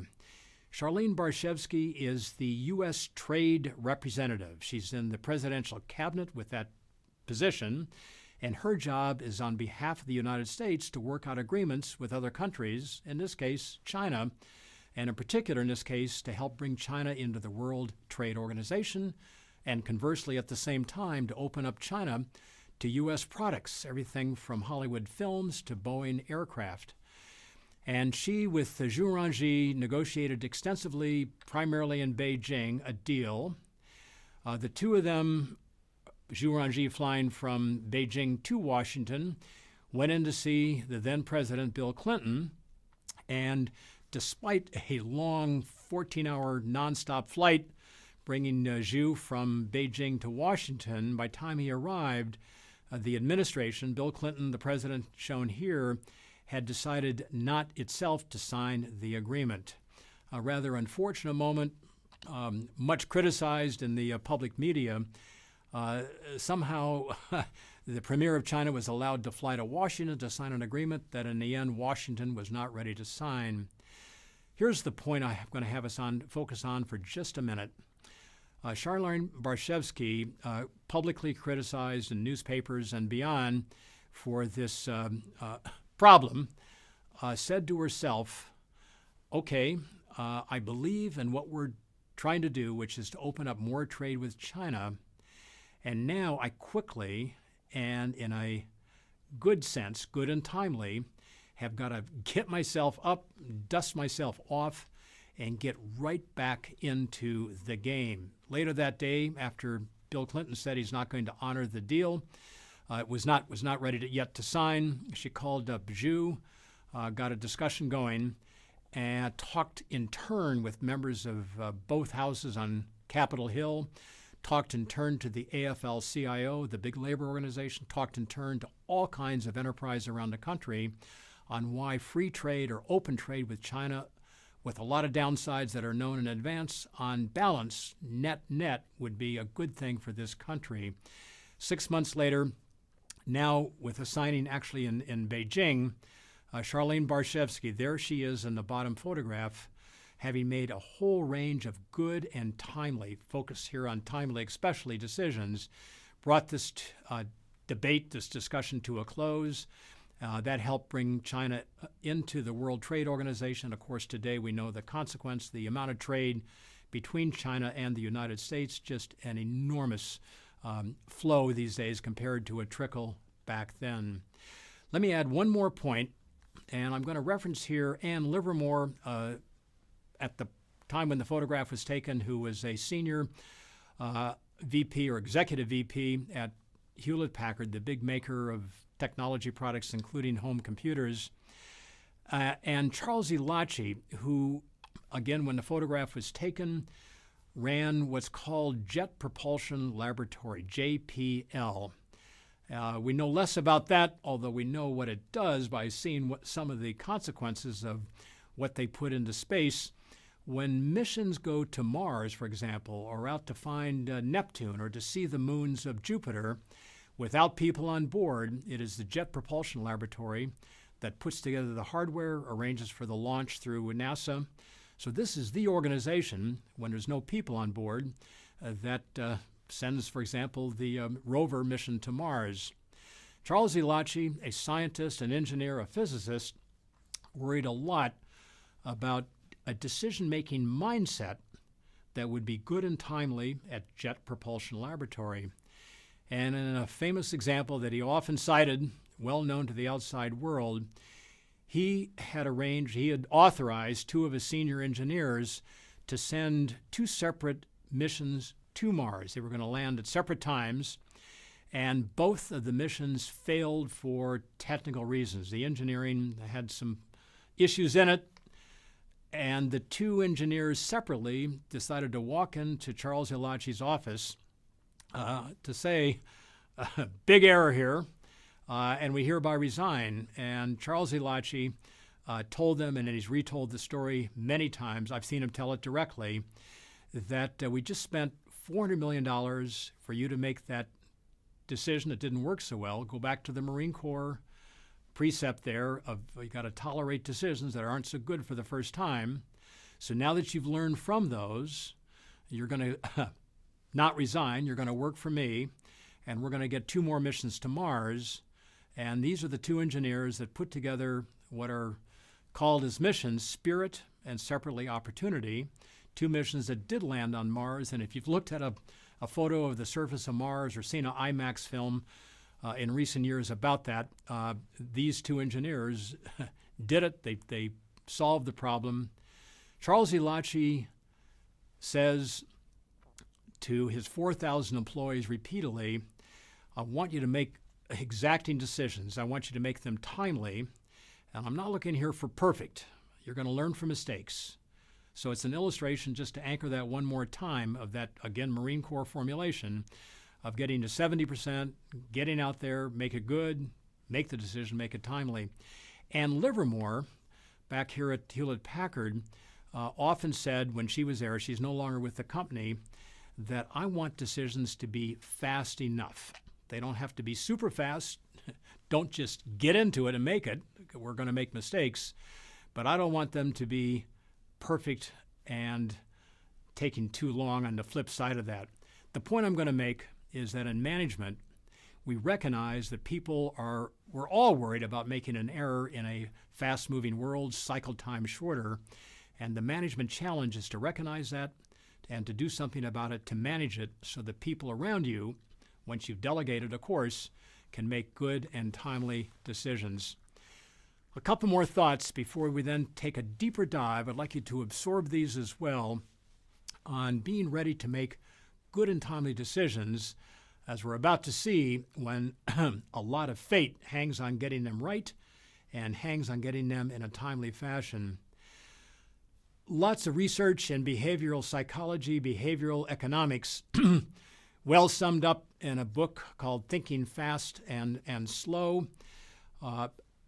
It's a book that pulls together a lot of research. It's great on the factors that lead people. For example, take a look at the second bullet here. Predictably lead people to be overconfident in judgments when they're kind of new to the area. They start feeling good about themselves, even too good about themselves. Think about a person you've hired that's 6 months into the job. Since we know that there's that tendency for people, the predictable tendency for people to be overconfident, this is indeed something we can do something about as a manager. Most worrisome of all, by the way, of all these behavioral, call them recognized shortcomings of the human condition, we're not computers, we're not automatons, is what I've got captured in the box at the bottom of the screen there. It's almost like a Surgeon General's warning. It's a little bit ironic because it says this: if you've had a great quarter, a terrific year, watch out, because some of these behavioral shortcomings, so well summed up in this book that I've already referenced, Thinking Fast and Slow, Daniel Kahneman, the author of that book. When things are going swimmingly well, there is a tendency for all these suboptimal problems to become more acute. People become, if it's been a good year, a great quarter, overconfident. Hubris sets in. We're doing great. We don't have to make any changes, when maybe some of that greatness is literally the luck of the draw. And the last bottom paragraph there in that box, for me, is one of the most profound statements about what we have to do as a manager of people in an organization with a good strategy, and that is guard against over-optimism and, by the way, over-pessimism. We have to manage that. Over-optimism, hubris sets in. Over-optimism, we don't do anything.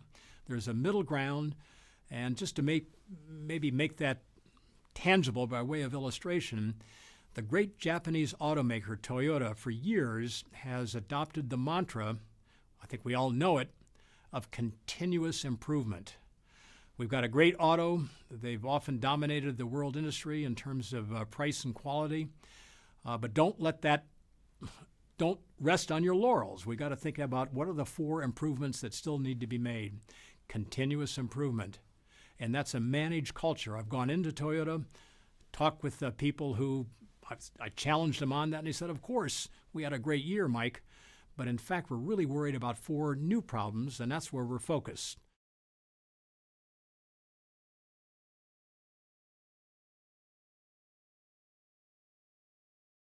Let's go back to John Chambers, Silicon Valley, those 4 good precepts from the Officer Candidate School of the U.S. Marine Corps at Quantico, Virginia.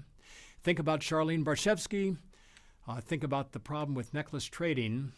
And now we're going to do a bit of a deeper dive into a very difficult circumstance. Take me about 5 minutes to describe it, and then I've got 4 or 5 questions I'm going to throw at you. So absorb the information as we go forward, in that I'm going to take all that we've done up to this point and ask you to apply what we learned from Silicon Valley, from John Chambers, from the U.S. Marine Corps, from Charlene Barshevsky, from Ann Livermore, from Charles Ialachi, and beyond, to interpreting the good and timely decisions that are going to be made as the team drops. There's the DZ, the drop zone you see now, and as they are on the ground, and I'll do this in non-metric, the drop zone is about 1 mile from the fire. The fire, again, scope very small by Western U.S. fire standards. It's about 30 acres, small fire. Fires like this start all the time with a lightning strike. That's what happened here. It's a very dry and combustible area. It's early August, rather. And thus, as you hit the ground, the drop zone, with a total of 16 firefighters, you're going to be heading towards that fire about a mile away in a relatively routine operation. They've been doing this dozens of times across the summer months. As I said already, it's August 5th. And at 5 o'clock, after the team is on the ground at 4, the team leader, the team manager, this could be you, age 33, his name is Wagner Dodge, simply turns to the other 15 members of his team and says, let's go. 3 words, let us go, let's go. And the team heads down, there's the arrow, towards the fire, about a half mile on its way to the fire area. And now the manager of this team, without explaining himself, in fact, behind the scenes, other firefighters refer to him as a man of few words, technically brilliant, but very often almost saying nothing. And true to form, when he gets to that half-mile point between the drop zone and the fire, he turns to the team and he says, "All right, everybody, stay here, eat something, I'll be back." And now to add to a point to anybody's good and timely decision-making template, he heads towards the fire, the team leader, the team manager, to give it a fancy or maybe a more academic phrase, his due diligence. What that means is nothing more than knowing what our strategy is, which is to safely put out the fire. I've now got to check to see, can we do it from this side? What are the fire conditions I should be savvy about? Due diligence. By the way, he's doing that by himself. Keep note of that. As he comes close to the fire, his name is Wagner Dodge, age 33, 9 years of experience. He abruptly turns around and goes back to where the team is, finishing off their sandwiches. And to give that a time point, the lunch spot, that first arrow, they began at 5 o'clock, and they get to the head of that first arrow at about 5:20. He's now come back, and he says to the team, without explaining what he saw, which was very bad news, I'll come to that in just a second, I want you to go directly down on the chart here. I want you to go down the mouth of the gulch to river's edge. By the way, the river is the Missouri River. It originates in Montana. Most Americans, myself included, didn't appreciate that till I went there. And thus he sent 15 firefighters without himself down to river's edge. In the meantime, he's going back to the drop zone, and that's that upper wavy arrow that actually has an arrowhead back at the DZ just to the right. He doesn't explain that. He doesn't explain why the firefighters have been sent down to the mouth of the gulch. And that's characteristic of Wagner Dodge. Everybody says behind his back who've worked with him, he's a man of few words. Technically brilliant, 9 years of experience, 4 front line, 5 years now as a team manager, and he knows how fire behaves. But he never seems to really want to put that into words in any form whatsoever. And thus, the team begins to head down to the mouth of the gulch without the boss. The team manager has gone back to the drop zone for reasons unexplained. That's that upper arrow. Now, if you were on that team, let's say a person being managed by Wagner Dodge, I'd like you to now calculate or maybe just try to understand, why has he sent you down to the mouth of the gulch? If we had an opportunity to talk about that pretty quickly, we're all saying that because I didn't mention this, I'll mention it now, because of a wind, very strong, gusty blow that's coming from the lower right-hand corner heading up towards the upper left-hand corner is probably hitting 40 miles per hour. This fire is very dangerous. It could blow up. And what Wagner Dodge also discovered when he got close to the fire, doing his due diligence, good that he found this out, is that the material on the ground is very dry, very thick, very combustible, more so, more dangerous than what he could see from the aircraft as he circled twice around the drop zone. So he's got 16 people now in potentially a lot of harm's way. So the firefighters are now heading to the mouth of the gulch. To come back to my question, I'd like you to think for a second, the first of 5 questions. Why have you been sent down to the mouth of the gulch? Well, some of you are thinking, no doubt, that it's to get around call it the leeward side of the fire. The fire is blowing away from you, harder to stop it, but a whole lot safer.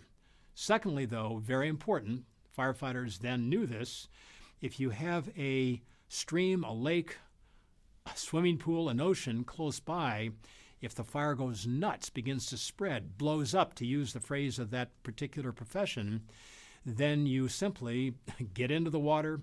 To become a firefighter, ironically at that time, you had to pass a swimming test, and you will survive any fire condition. So the firefighters, they are thinking, as I hope you've thought too, we're going to the leeward, safer side, consistent with the strategy, Safety first is the top of the strategy for a firefighter. And also, we are thinking about worst case scenario. Got part of the manager's template, if you will. Got to think about worst case, what can go wrong, and we got to guard against that. Got to be ready to bring over optimism down so it's extremely realistic. With that being said, I'm going to take us now to the next point. Wagner Dodge, that's the name of the firefighter in charge. The manager of this team gets up to the drop zone, comes racing back, and overtakes the team at about 5:20 p.m. So there's a final arrow I've drawn, a little hard to see there, in the middle of the gulch. They're almost to water's edge, and now Wagner Dodge, the team manager, has resumed his place at the front of his 16, a total of 16 firefighters. And by the way, for the last few minutes, the number 2 person, momentarily this is going to figure into the architecture of the moment, the number 2 person, his first name is Bob, when the incident commander, as the title goes, when Wagner Dodge went back to the drop zone, the number 2 person temporarily becomes number 1. That's the protocol. The number 2 person's name is Bob, Robert Sally, French-Canadian name, is feeling probably pretty good about the fact that even though he's age 17, he's actually the front leading firefighter, only temporarily, but for a moment, he's the team manager. But now it's 5:40, and again, thinking strategically, for strategic intent, where does the intent come? Well, we got to think strategically. I'd like you to take just a couple seconds here, and if you're the team manager, what are you thinking? Right now it's 5:40 p.m. on this fateful day, August 5th of a summer. What are you thinking about in light of what we've talked about so far, and even go back to this section of this whole course on strategies? So just take a second, think through what's on your mind or should be on your mind. Good. Sure enough, you're thinking about the condition of the people behind you. Got to worry about the people in our organization. Are they fit? Are they staying with us? Got to think about where we could hunker down at nighttime, kind of forward planning. Got to understand what the fire's doing. Have to appreciate, do we have the right equipment? And is there a need maybe for backup, more firefighters? Because this fire, with a 40-mile-an-hour wind, threatens to become a much larger inferno. And unfortunately, in the few minutes we just paused ever so briefly to think strategically and make our next good and timely decision, that fire misbehaved. Just like humans, sometimes fires are unpredictable. And instead of going up towards the upper left-hand corner, that fire has cut off our escape to the river. We're not getting to that water. And now, speaking of good and timely decisions, Wagner Dodge, 5:40 p.m., abruptly turns and begins to head actually back up towards the drop zone. And in his head now are grave concerns about their, in a sense, entrapment behind a wall of fire. It's about 100 feet vertical. It's about 1,000 degrees Fahrenheit. It's got a big wind coming up its backside. And so he doesn't hesitate to take action. Good and timely decisions here. He says to number 2, remember his name is Bob, Bob, drop everything, get rid of it, throw it down, and now stay with me. It's going to be a run for our lives. You got that, Bob? Pass it down the line. Well, can you imagine? Got some summer volunteers. They're all firefighters, but a few people have only been at this business for 8 or 9 weeks. They haven't heard this before. Word passes down the line, and they are really moving now up towards the drop zone, really. Where else can they go? And at this point, Wagner Dodge, though, makes a final terrible discovery. He kind of knew this, of course, but just didn't put it all in a broader context, that he's coming out now of a forest. And so far, no problem in a sense, because a fire will cut through a forest, a stand of trees, at about 4, 5, 6 miles an hour. Most people can outrun that on a sustained basis, even going uphill, which is what they've been doing, of course. But now, all of a sudden, Wagner Dodge, everybody else strung out behind him, some feet away, appreciates that he's leaving the forest and he's coming into an open area that is populated, covered with thick, shoulder-high, bone-dry prairie grass. I think intuitively we know the problem. He knew it technically. A fire in prairie grass can spread through it at 15 to 20 miles an hour. It feels like the grass is blowing up. It's not. The fire just moves at a pace nobody can outrun under the circumstances. We're uphill. We got big boots on. If you do a 4-minute mile, you're doing 15 miles an hour. You've got to do 20 miles an hour going uphill, thick grass, heavy combat boots on. You're not going to do it. And so for the moment, Wagner Dodge stops right now, probably 5:49 p.m., and takes a match out of his pocket and starts a small fire right there, a little red dot. Fire spreads out through the grass, becomes a burning ring of grass. Wagner Dodge steps back, takes a running dive through that burning ring, untouched by the flames really, and now he's in the middle. He's a man of few words, so he's not going to explain his actions, but Bob, the number 2 guy, can see that the boss, the team manager, is starting a fire up in the grass. And it spreads out, it spread out very quickly, and the boss now has gotten inside a burned out area. I'd like you to take just a moment to think about what's the purpose of that fire. Unexplained, but you can imagine Bob is trying to understand what's the boss doing. We've got plenty of fire coming up our tailpipe. Why does Wagner Dodge want to put more in the landscape in front of us? A couple seconds pass. Wagner Dodge signals to Bob, "Bob, get in here now." And Bob, for reasons I'm going to have you think about, start thinking right now about this decision, decides to go left, and he goes up over a cliffside or kind of a cliff crest and plunges into the next valley over to the left of the screen there. The third firefighter today in this line, sort of like circus elephants almost, is named Walter Rumsey. And Walter takes a look. Does he follow the guy he's been following? Does he follow the team manager, you? He doesn't understand necessarily what that fire is all about. And whatever the thinking is, Walter decides to go with Bob. So very physically, the red dot now has one person, the team manager. 2 people have broken away from the team manager, and they're now down on the other side of a crest. The other 13, with fire increasingly coming up their backside, their shirts are beginning to smolder from the radiant heat. And I'm going to sum it up with 3 final arrows right here. The final 13, represented by 3 arrows only, take a look at Wagner Dodge and a small burned out area. They kind of appreciate, we think, that 2 ahead of them had gone over to the left, but they're in the thick prairie grass when the fire does overtake them. And thus the summary, terrible tragedy. I'm going to ask you now to interpret what happened, the after-action review, looking back on decisions so we can make them better next time.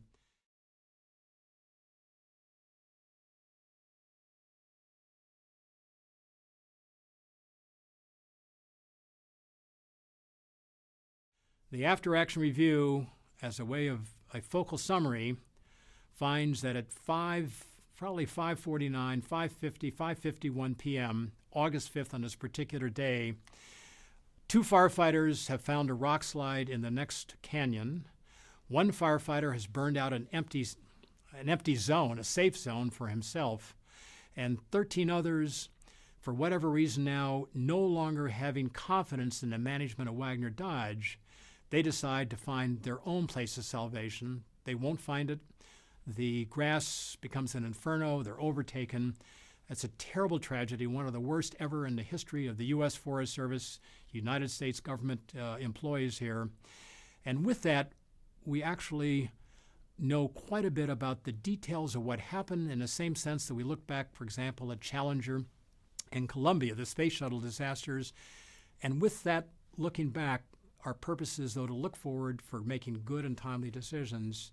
So think for a minute, really my final question here, and then we're going to sum up. Why, when Wagner Dodge opened up that little fire, it created about a 75-yard open zone, all the grass is burned, totally safe. why did Bob not agree to go with the manager of his team when it would have made a difference? Here's why it would have made a difference for everybody. After action review here, looking back on a decision we want to make differently the next time, back to the Marine Corps, look at decisions, learn from them. Bob took a look, decided he no longer trusted Wagner Dodge.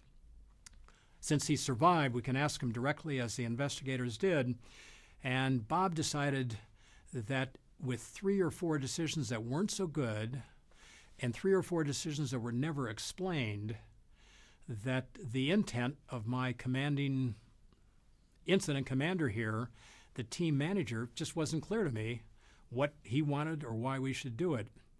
And thus, although Wagner Dodge, in a moment of total brilliance, came up with a life-saving solution, this is kind of a Steve Jobs moment, where he had invented, literally, with the pressure on him, around 5:49 p.m. on August 5th, invented a tactic that's used now by firefighters all over the world, never before known to the U.S. Firefighting services, that was going to save the team. Plenty of room, 75-yard diameter. Big fire was going to sweep around it, as it did. But somehow he couldn't manage his team, could not draw them into that zone, and with that is this terrible human disaster that followed. Here's the last question, and we're going to sum up. I said I might have one more. Here it is, the final question. Wagner Dodge was sent in with a team here understanding fire behavior. What might he have done, or what might others have done, to help him also appreciate human behavior in its form, for example, of a team manager who's very quiet, introvertish? A lot of us are introvertish, of course.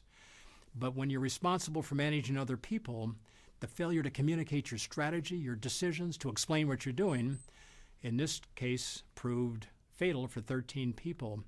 I don't put the blame on Wagner Dodge, though, for this, because you've got to ask then a separate question, and this is it. I'll quickly just lay out a final line of argument here, that Wagner Dodge was given 15 other firefighters on his team, trained in fire behavior, but there was no training at the time in human behavior.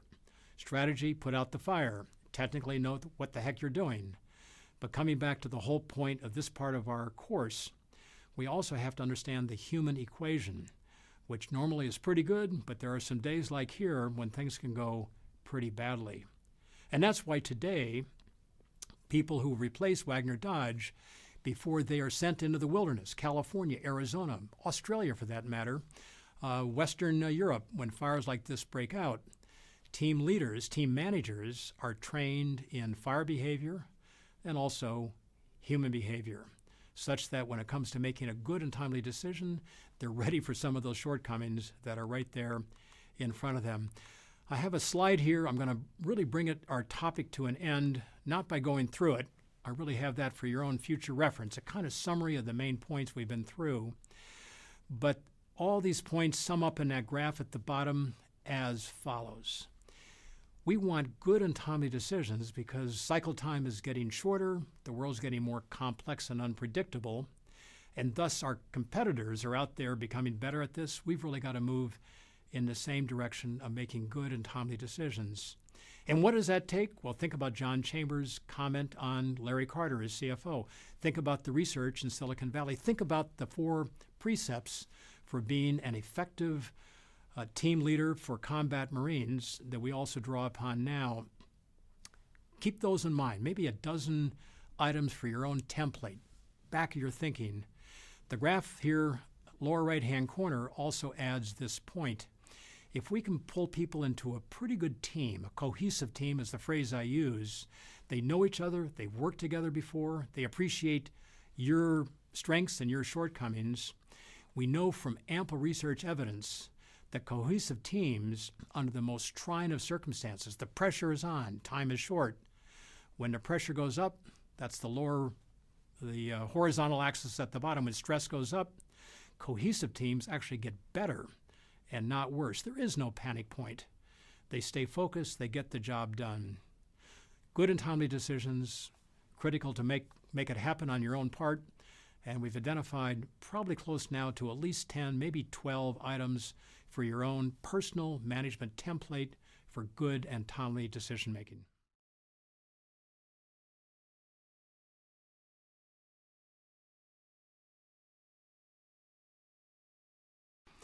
Welcome back. I'm Mike Usima. As you know, I'm on the faculty here at the Wharton School, and our fourth and final module on human and social capital, the managing of people around you at work, is designing and changing an organization's architecture. Designing and changing.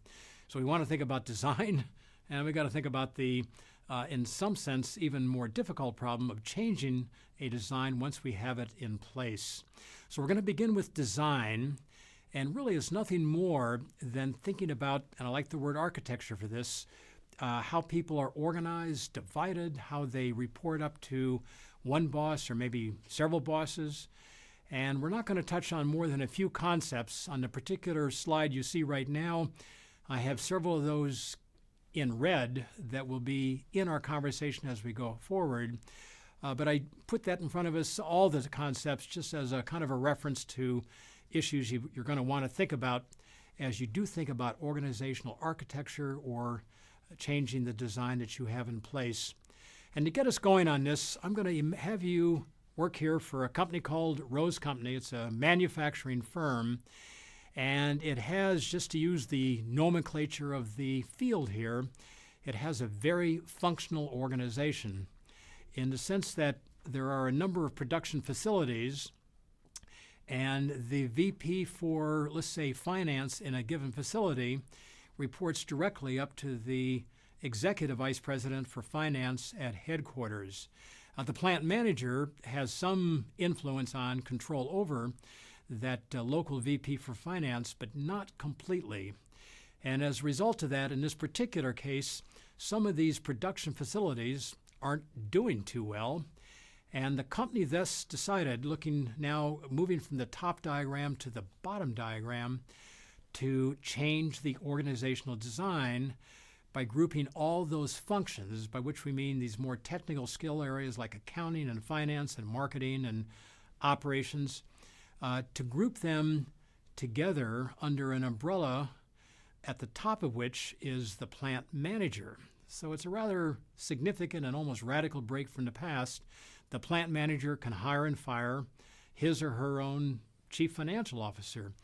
The CFO at headquarters is going to weigh in on that, of course, but the plant manager is delegated responsibility for everything, and they have to think, to use a phrase here, like a general manager. They got to manage everything about the people in their setting, and to make it a bit more challenging, they're also responsible now for results. So we're going to pinpoint accountability and responsibility in a new plant manager. It's called the Jackson plant there. And as we make that move, everything else being equal, you've got motivated employees, you've got a pay system that makes sense, you're set to make good and timely decisions, the work is interesting.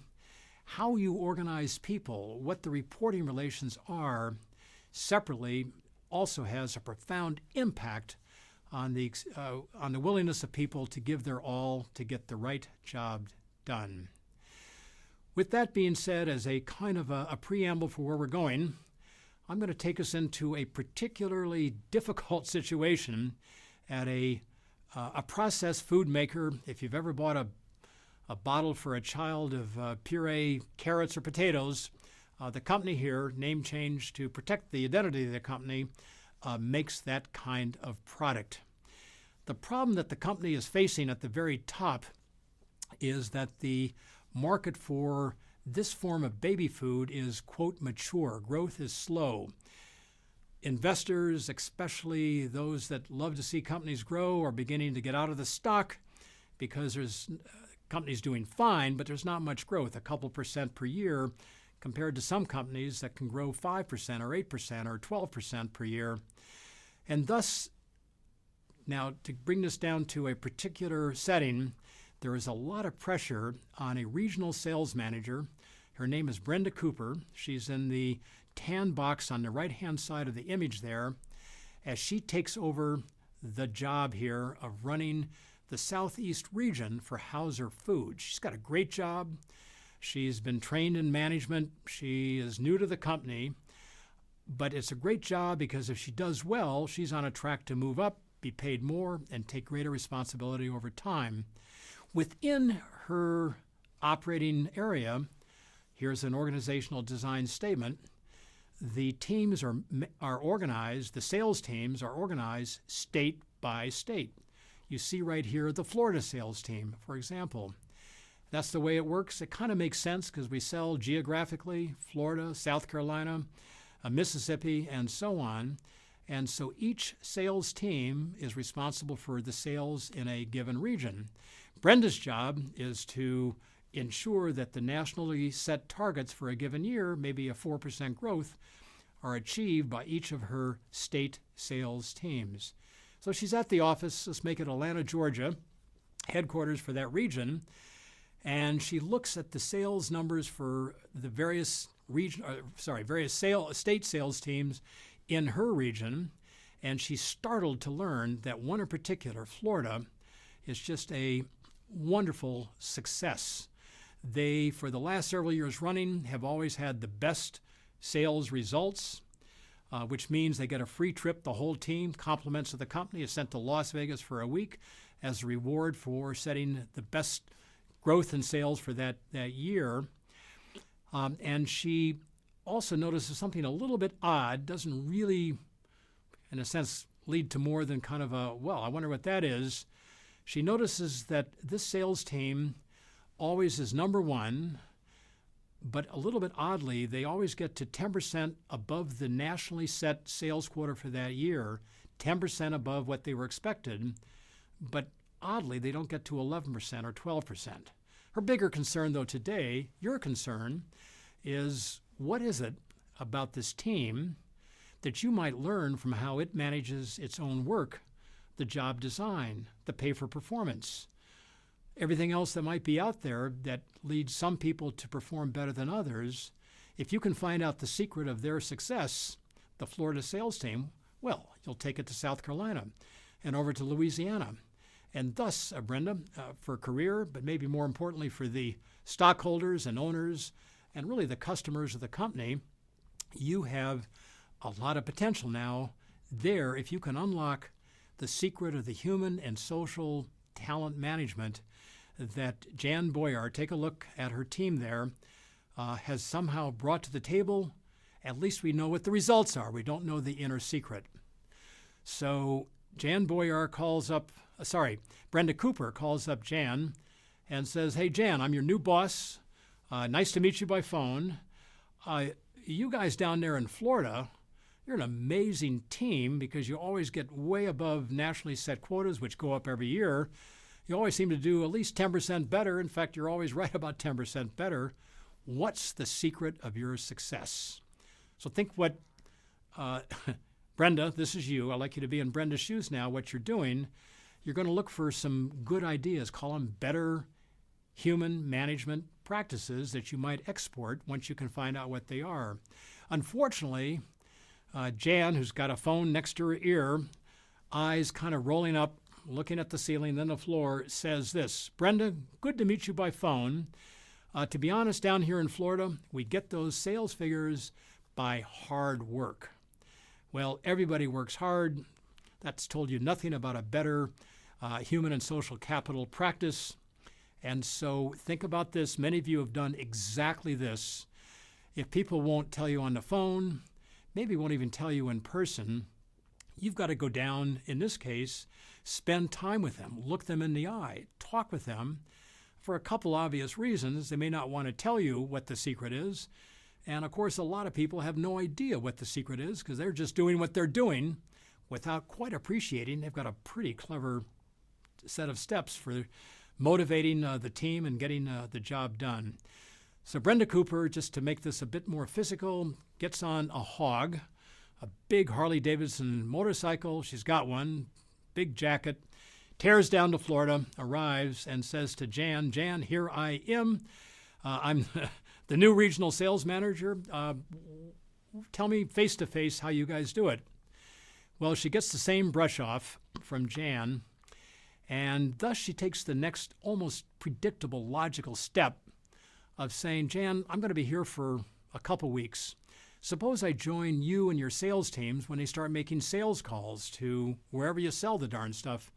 Jan says, fine, that's great, come on along. A couple weeks later, Brenda, that's you found nothing when it comes to people practices, some idea of how to get the best behavior, the best results out of the people that you're responsible for, nothing that's tangible and helpful. And after really 3 weeks, the end of the third week, everybody's out one evening. Mary, at the very bottom of the chart there, turns to Brenda and says, Brenda, you know, you're pretty hopeless down here.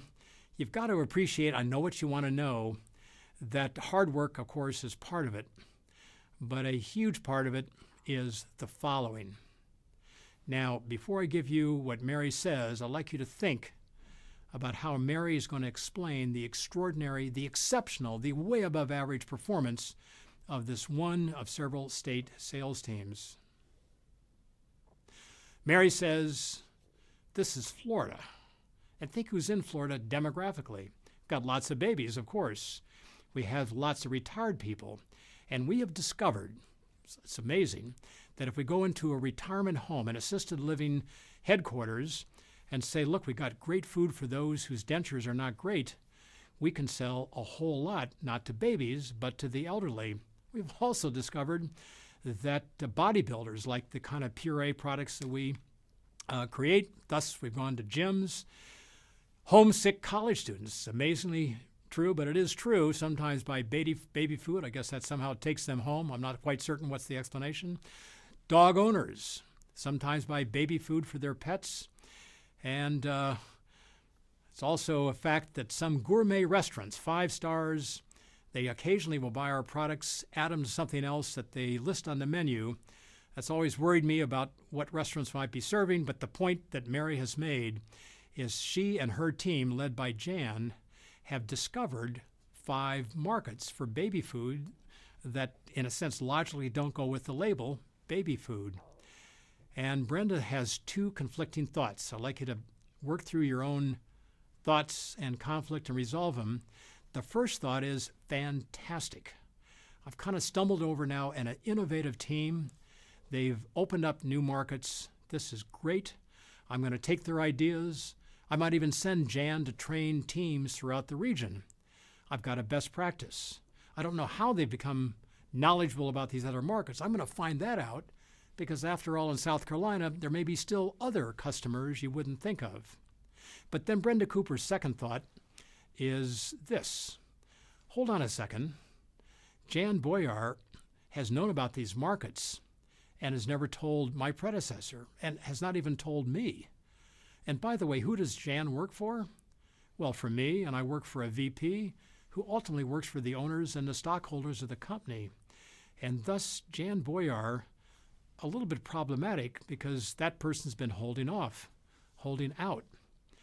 And now, coming back to that 10%, that team always gets to 10% above quota, but not more. Brenda says, well, why do you guys always stop at 10%? And the answer from Mary is that, well, look, if we get to 12%, next year, the big VP for marketing and sales is going to require us to do that much better next year. We're going to work a lot harder, and we don't get anything more for it. Right now, if we get to 10%, we know that's going to be best region in this, best state in a region. We're going to get the free trip to Las Vegas, which, by the way, is fantastic. And thus, we hold back. And so Brenda Cooper, to add to the second half of the thinking here, is thinking, whoa, not only have I got a sales team whose managers somehow are working against the company by holding back innovative information, they're actually holding back sales. So let me make that a more sharp-edged question to you. If you're Brenda Cooper, and think about the theories behind your thinking right now, would you keep Jan Boyar or would you fire her? The second half of the argument I made, well, maybe she ought to be pushed out, kind of unethical behavior. The first half is an amazing innovator, and you want to get out what that is. Just work on that for a couple seconds here. and ask yourself, what are the underlying precepts or concepts that lead to one outcome or another? As you work that through, I'm going to offer up what I've seen in many, many settings, both classroom and then with organizations like your own. In a room, let's make it of 50 people, typically about a quarter or maybe a third will say, Jan Boyar is of a temperament that won't work at this company, unethical behavior, you have to send a message, she's gone. The other, whatever the remaining fraction might be, 2/3, 3/4, somewhere in there, will say, no, there's something about this company, something about the design, the organizational architecture of this company that led Jan to do what she's doing in a logical, almost predictable way. The problem is not Jan. The problem really is the company. Brenda Cooper comes down on the side, as a modest majority of most rooms will, on working with Jan on two premises that are very important for this module, which is, number one, people bring in a host of ideas, they have an ethical compass, they know how to do their job, but once they are in our architecture, our system, the way we reward, the way we promote separately, has an independent impact on what they do. So we are what we are when we arrive, but the architecture can encourage the right kind of action or discourage it or misalign it in this case, and thus change the organization, change the design, the architecture. We're going to change the people. Most people, a majority anyway, will come out with the latter. I'm not going to take a strong stand on this myself, but let's just take the implication of what we said for the latter, and that is organizational design. The fourth part of this particular module of this course here is about how we can make for better arrangements so that people work hard, bring ideas forward, don't gold brick, don't hold back, and do the best for the company. With that being said, let's take one more look at this chart. And if you look at the education background of the salespeople in Florida, here's what's striking, at least to my eye.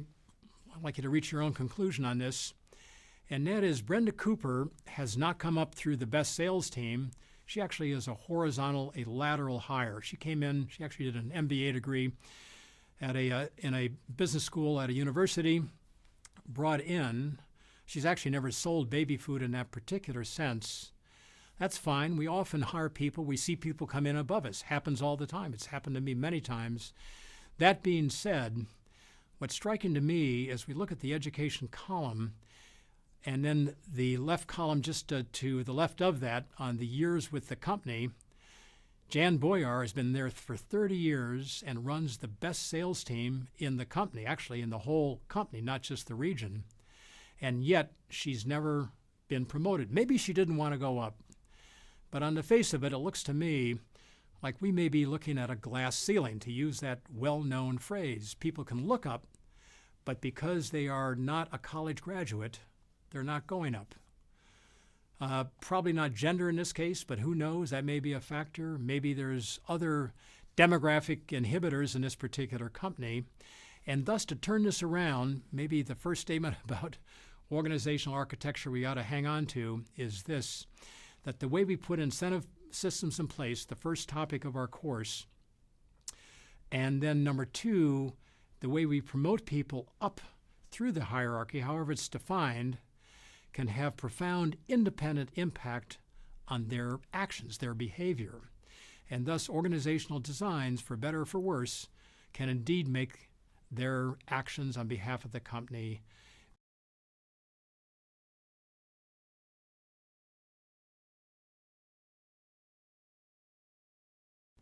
organizational design.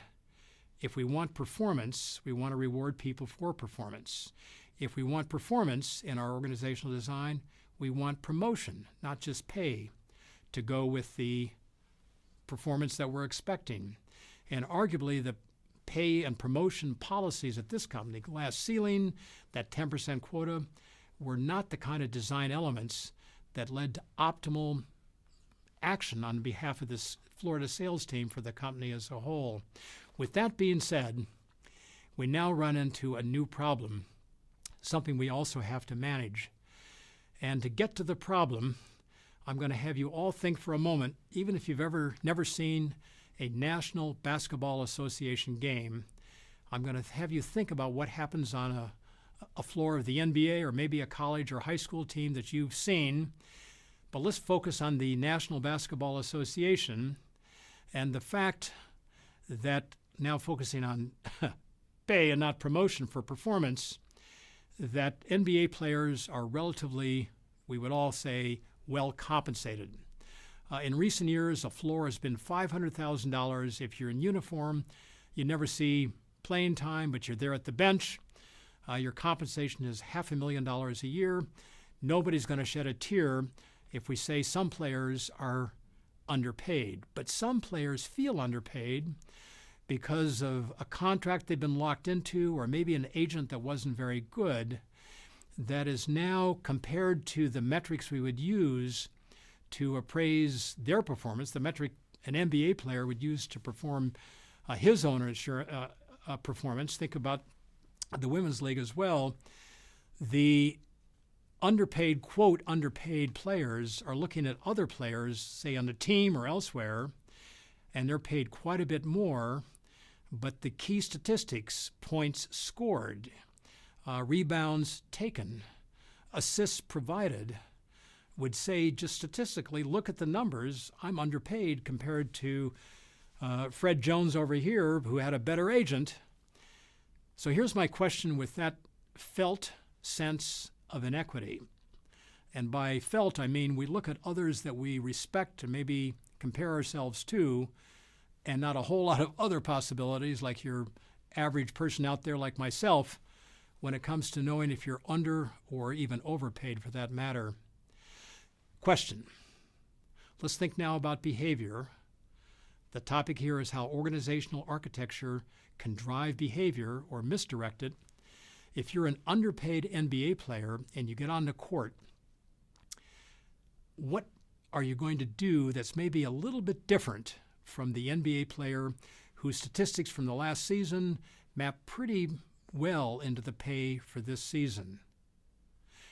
My guess is you're thinking in some cases, oh, the player who is underpaid is going to get out there and want to show, certainly the team management, the people upstairs, that they're actually worth more than they're getting paid. Others might think, and it's a completely legitimate argument as well, I kind of drawn to them both, look, if they're going to underpay me, I'm going to underperform. So if I'm not getting paid what I'm able to do, I'm going to do less. Either way that goes, we got a problem. The evidence is one of those nice research questions where the answer is not necessarily easy to forecast. The evidence goes this way, that, quote, underpaid NBA players on the court do tend, statistically speaking, to want to prove to the team management that they are worthy of better compensation. How do they do that? They take the ball more often. They shoot more frequently. Unfortunately, because they've taken the ball more often than statistically might be appropriate, they shoot more often for the same reason, with that same downside. They shave about a point off the team score in a given game. They cost the team about a point. That's a way of saying, as we move to pay and promotion as a design feature of the organization that we run, we want people, regardless of background, gender, racial identity, anything you can think of that doesn't relate directly to performance. Once we move in that direction, lots of evidence says it's a great way to go. Companies all over the world are moving in that direction as well. We open up a kind of Pandora's box of the demotivation that can come with inequity. And just to now reflect on the fact that this is a two-sided problem.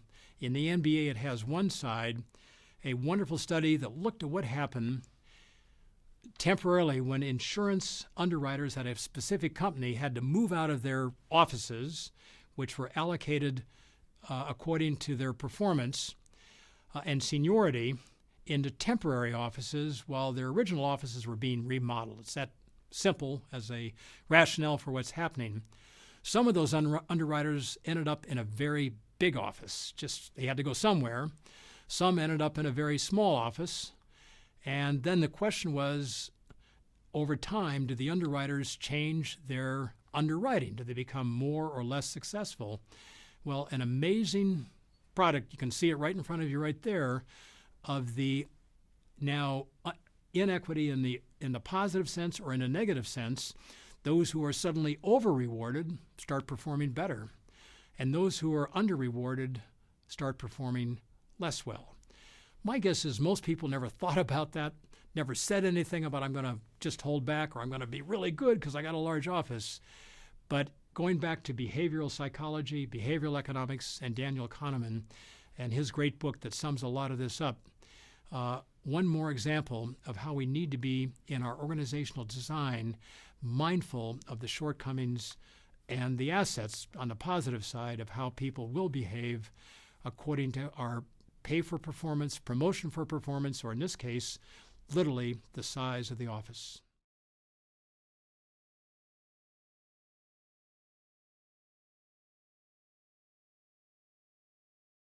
Pulling several strands together of our last 20 or 25 minutes of thinking this through actually together, I'd like you to be thinking actively about your own management and work setting as we go forward. Of course, that organizational design, along with the way we create jobs, the way we incentivize people, the organizational design, think the people at Hauser Foods, Jan Boyar in particular, can be altered or misdirected or aligned, or maybe in a more positive sense, we can get a lot more, paying no more, not really changing the job, but just the way we knit all these pieces together, how people report, how we promote up through a hierarchy, all part of the, just to use the phrase, of the design of the organization, the architecture of the enterprise. With that being said, here's the last problem I'd like us to think about in this general area of putting in place an organizational design that serves you. Sometimes, though, what we have serving us well, maybe even not perfectly, a couple of years ago, may no longer do so.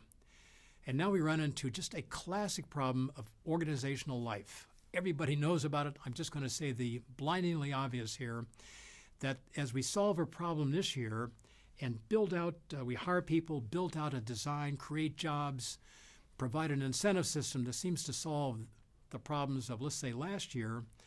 Go ahead 5 years, market changes, the internet arrives, digital everything is here. We now got to serve customers in India and China, not just the U.S. The problem we've got now is we've built an architecture which serves the problem of last year or 5 years ago. And an architecture, once constructed, add on a culture to go with it, a topic that another of my colleagues is going to take up, we now face the problem of, call it inertial guidance. If you think about a big flywheel, just a big steel wheel that's turning, once that gets turning, very hard to slow it down. It has a lot of inertial momentum to it. And thus, in a sense, once you've got the architecture going for you, as the manager, you can actually take off Fridays for a while because it just kind of manages itself. That's inertial guidance. That's what good architecture does. But when the world changes, that architecture of yesteryear may no longer work so well, but now we've got just a huge impediment. That is just what we do, the flywheel rotating, the inertial momentum that's been built up that makes it difficult to change. To say the obvious, we've hired people because we're doing X. We're focused on the U.S., but now we want to open up in India, or let's make it Brazil. Well, they didn't come to work for you because they thought one day they might be transferred to India, but now you need people to run the office in New Delhi or Mumbai. And if we start going down that particular avenue, the problems multiply quickly.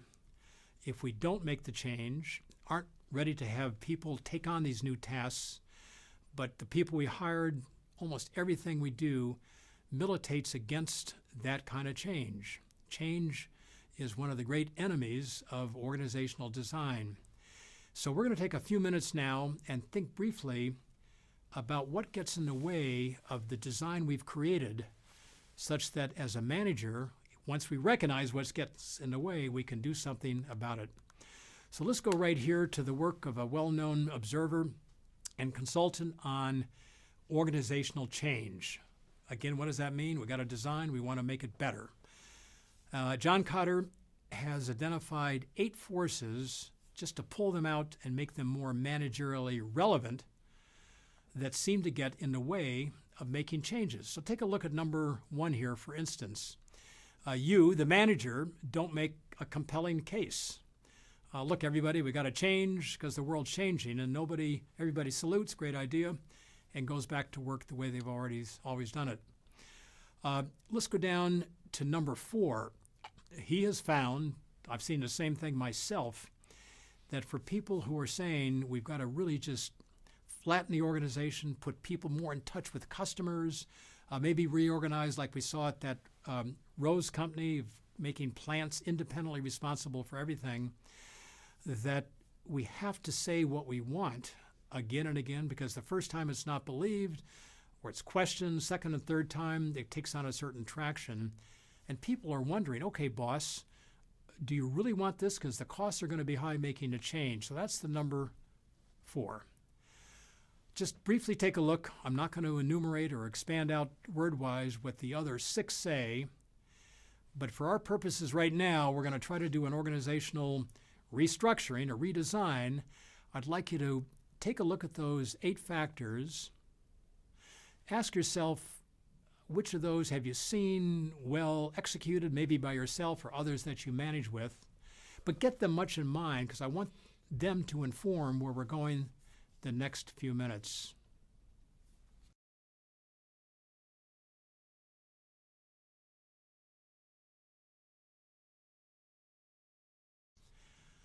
Let's go very briefly out to San Francisco, and we see there the chief executive of a company. I think we all know it because there are many ads that ask us to talk with Chuck.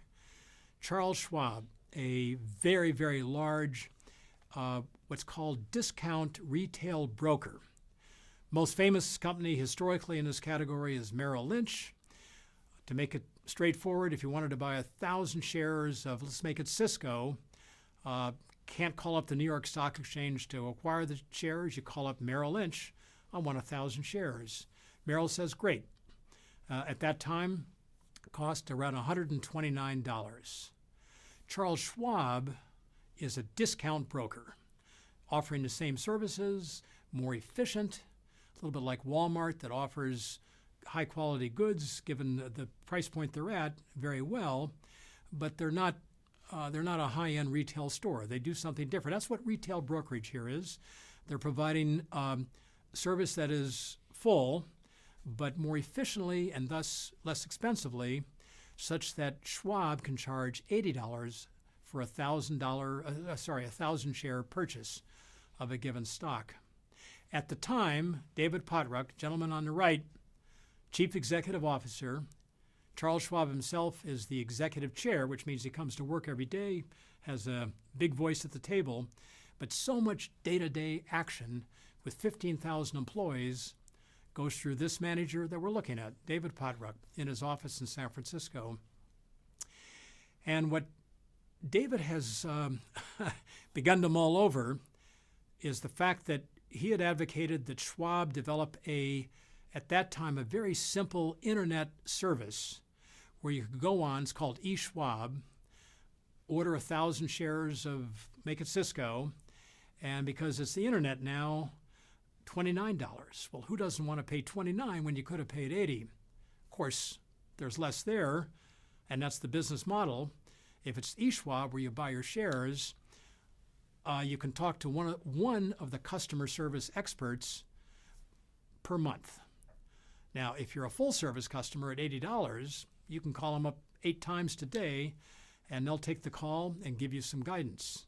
So a little bit less expensive, quite a bit less expensive, and less service. There's a logic to that. David Pottruck, excellent manager that he is acutely sensitive about a past function that he's performed. He comes out of marketing, is in touch with a lot of customers. As a result, always a good idea for anybody, regardless of the kind of organization. And he's hearing this. Customers are saying, David, we've got a problem because with eSchwab, we love to save the money, about a 70% discount over $80, and you're better than some of the competition at the high end. That's true. But since you've already got your customer service representatives well-trained, they're expert, they put out reports, why can't we talk to more, or why can't we at least read their research? And David says, well, look, if you want the full service, you got to pay $80. That's our business model.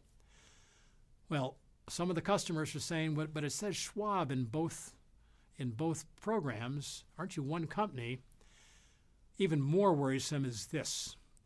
Most people don't see it. David's already spotted it because he's a very analytic guy. He works the numbers. He sees that some of the customers, clever people they are keeping open that full service account, leaving a few dollars in it, moving $995,000 into the eSchwab account where they're doing their active trading. They got it both ways. Full service, they can talk to a customer service representative, they can get all the reports, but then they use that information to trade actively at $29. Just to borrow a well-known phrase, we've got cannibalism, but in this case it's internal. It's not somebody eating us out from the outside, as happened, for example, to eBay in China, was really attacked directly by Alibaba. In this case, we got a problem on the inside. We're cannibalizing ourselves. David turns around, though, and being mindful, not explicitly, with the 8 factors that can get in the way of organizational redesign, knows or has concluded that this company has to make a radical change or somebody else is going to change the company. And in particular, now he's worried about a bunch of young upstarts, companies that got names like E-Trade, that are full online traders. There's no bricks and mortar to go with them. And they're offering trades often at $19 a trade. Not much research, not much behind it. But for people who are thinking about keeping a few dollars in the Schwab account, why not even go over to E-Trade? Sooner or later, with the boom of the internet, it's going to change everything as we know so well. David figures we're going to be out of business. Unfortunately, being mindful now of the factors on a prior image, he's also thinking, whoa, nobody's going to want to change here because I've looked at the numbers for the last 4 years and we've been doing extremely well. This goes back to an earlier idea on good and timely decision making. When we're doing well, we tend to become more suboptimal in how we think about decisions. Well, David is saying we got that problem now. We're getting 24% year-on-year in growth in revenue. Customer assets are up 40% in the last year. Everybody is thinking, we got a great business model. Don't foul it up, they would say privately. Since David's chief executive, they probably won't say that to his face. With that being said, let's move it on now. And I'm going to ask you to think ever so briefly, after you've decided, you're David Pottruck, gentleman in the middle of the screen, Chuck Schwab, Charles Schwab, his boss to his right, both smiling. Before you say what you're about to say, Chuck is smiling because you've decided that this company has to go from $80 full service overnight on one day down to $29 full service. You've got to take your product you're selling and now imagine an airline discounting a seat from New York to Los Angeles by 70%. That's going to be a huge draw for customers. It's also going to be a huge hemorrhage in terms of money coming in. Keep that in mind. David Pottruck decides literally in the privacy of his office, he talks to his direct reports, about a dozen people that report directly to him as chief executive. He decides, tells them, informs them, asks for their guidance, of course, on how to enact the decision. He says, okay, everybody, January 15th of the coming year, we're going to have to cut our service costs. We're going to have to cut the price of the service by 70%. Got to cut our costs as well, obviously. By 70%. Imagine if American Airlines cut by 70% the cost of a seat from New York City to Los Angeles. Well, there'd be a boom in air travelers. Of course, everybody can see that's a great attraction. On the other hand, you got 70% less revenue coming in to hire a pilot and put gas in the aircraft. So you're going to have to think about this on both sides. Even worse, when it comes to the way the world works, if you're a publicly traded enterprise and everybody's got a kind of a public to worry about, even if you're not publicly traded, publicly traded companies that are listed on the New York Stock Exchange or elsewhere have a particular problem, and that is investors have come into you for what you've been doing and not necessarily where you want to go. And thus David concludes that as they go to a 70% discounted full-service trade, $29 per trade, January 15th the following year, that the equity analysts that appraise companies, the big investors, some of the big pension funds, for example, that invest in companies, aren't going to have any confidence that this 70% cost or loss of income is somehow going to be made up for by the move that David has made. And as a result of that, David Pottruck forecasts that the pre-tax drop in profits will be at least 20%. So if, let's make it Apple. If Apple takes a 20% sudden drop in its after-tax profitability, the market's going to have a lot of negative reaction on that. David forecasted, as it turns out correctly here, to be about 20 to 25%. The day he announces on January 15th, full trade, going to be a lot of sell orders going out. Companies, investors are stampeding to get out of the stock. So he sits down, and let's think about now the art of managing. That's our topic, managing people. He sits down with probably the most important person he has to manage. Oddly, his boss.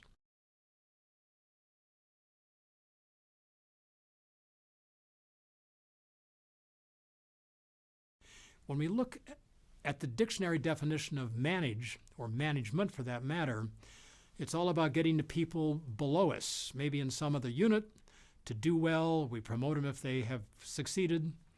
But management, in my view, is a kind of a 360 in reverse. We got to manage people below, of course. We got to manage partners, joint venture people that we're working with, providers out here that may have, on our part, picked up some of the outsourced functions that they can do better than we can do. And today, we also have to be able to manage our boss, manage with our boss. That's not about currying favor. It is about making certain that Chuck Schwab is going to be on board. We got to manage that if we're actually going to do it. If he gets in the way, it's not going to happen.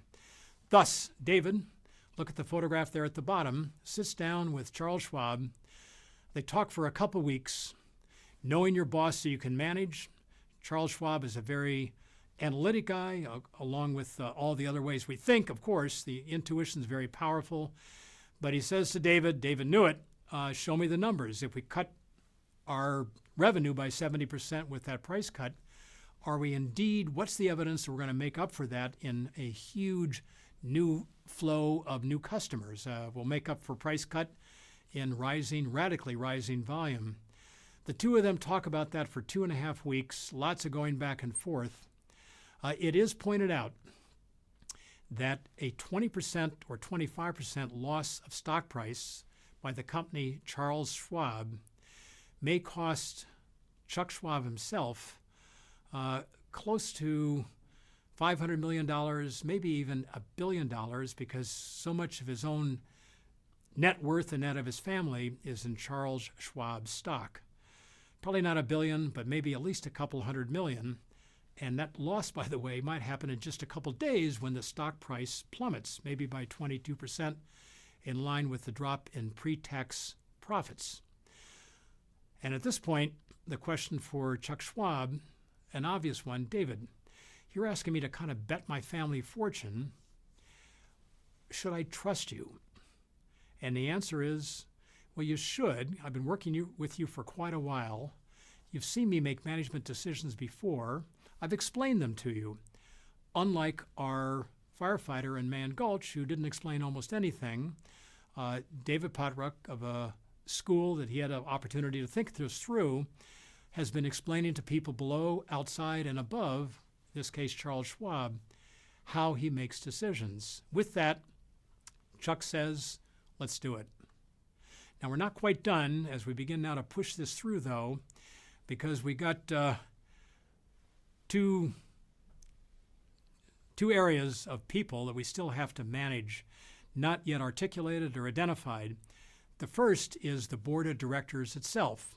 We tend to think if you're in a big company, it's way up there, but this is a kind of bet the company decision. Do they want to know about it? Of course. And we have to not only take it to them, we actually have to manage how they think about it in the best sense of management, not to manipulate, but to put the facts out so they can make their own independent, reasoned judgment call. At the next board meeting, thus Chuck says to Charles Schwab says to David Pottruck, David, the board has to look at this, of course, has to approve it for sure, and I'd like you to take it into the next board meeting. David walks in, and in about 2.5 hours at the next Charles Schwab Board of Directors meeting, lots of non-executive directors, people from the outside there, it takes David only a couple hours to make the case and to find approval. And that quick, talking good and timely here, of course, yet again, that quick decision came in part because David had earlier, won't go into it now, but had earlier forced himself to master the art of managing up not only in the direction of the chief executive, I got to get better at managing my relationship with Charles Schwab, I've got to get really good at managing with all these non-executive directors. By the time he got to that meeting, thus, it went extremely well. 2.5 hours, it's a go.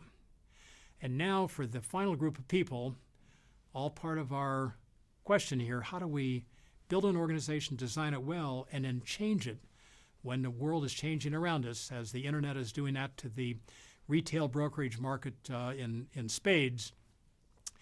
He now appreciates, going back to that earlier 8-item set of warnings, what can get in the way, that 14,990 people don't know about this, and most of them are probably going to be skeptical, if not outright hostile to it. Why is that?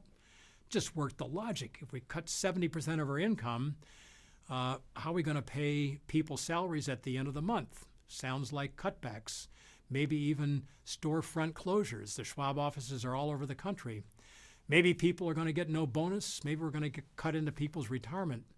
And thus, even though intellectually it might sound appealing, as people think about the home mortgage and the family, they may think, they probably do think, this better be good, otherwise it's going to be a personal catastrophe. So David does this, mindful of all the above. It's right on that earlier chart. He arranges for everybody in the top several hundred ranks of the company.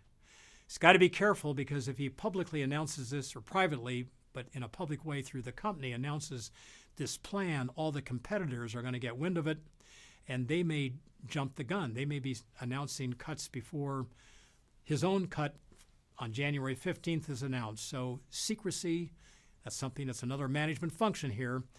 Keeping the secret, critical. Thus, on an early San Francisco morning, David asked his top several hundred people to meet him essentially over breakfast at a hotel near the San Francisco airport. Now, San Francisco, we all know, 3 hours behind New York. New York Stock Exchange open. Big customers are calling. I want to buy and sell stock. So there's some question, why are they in the middle of a trading hour going off to have a breakfast at a hotel? Even worse, one of the speakers that David brings on the podium is an historian who's going to tell about the history of San Francisco. And he begins to say, everybody's kind of blinking on this one, that the decision to build the Golden Gate Bridge goes back to 1917.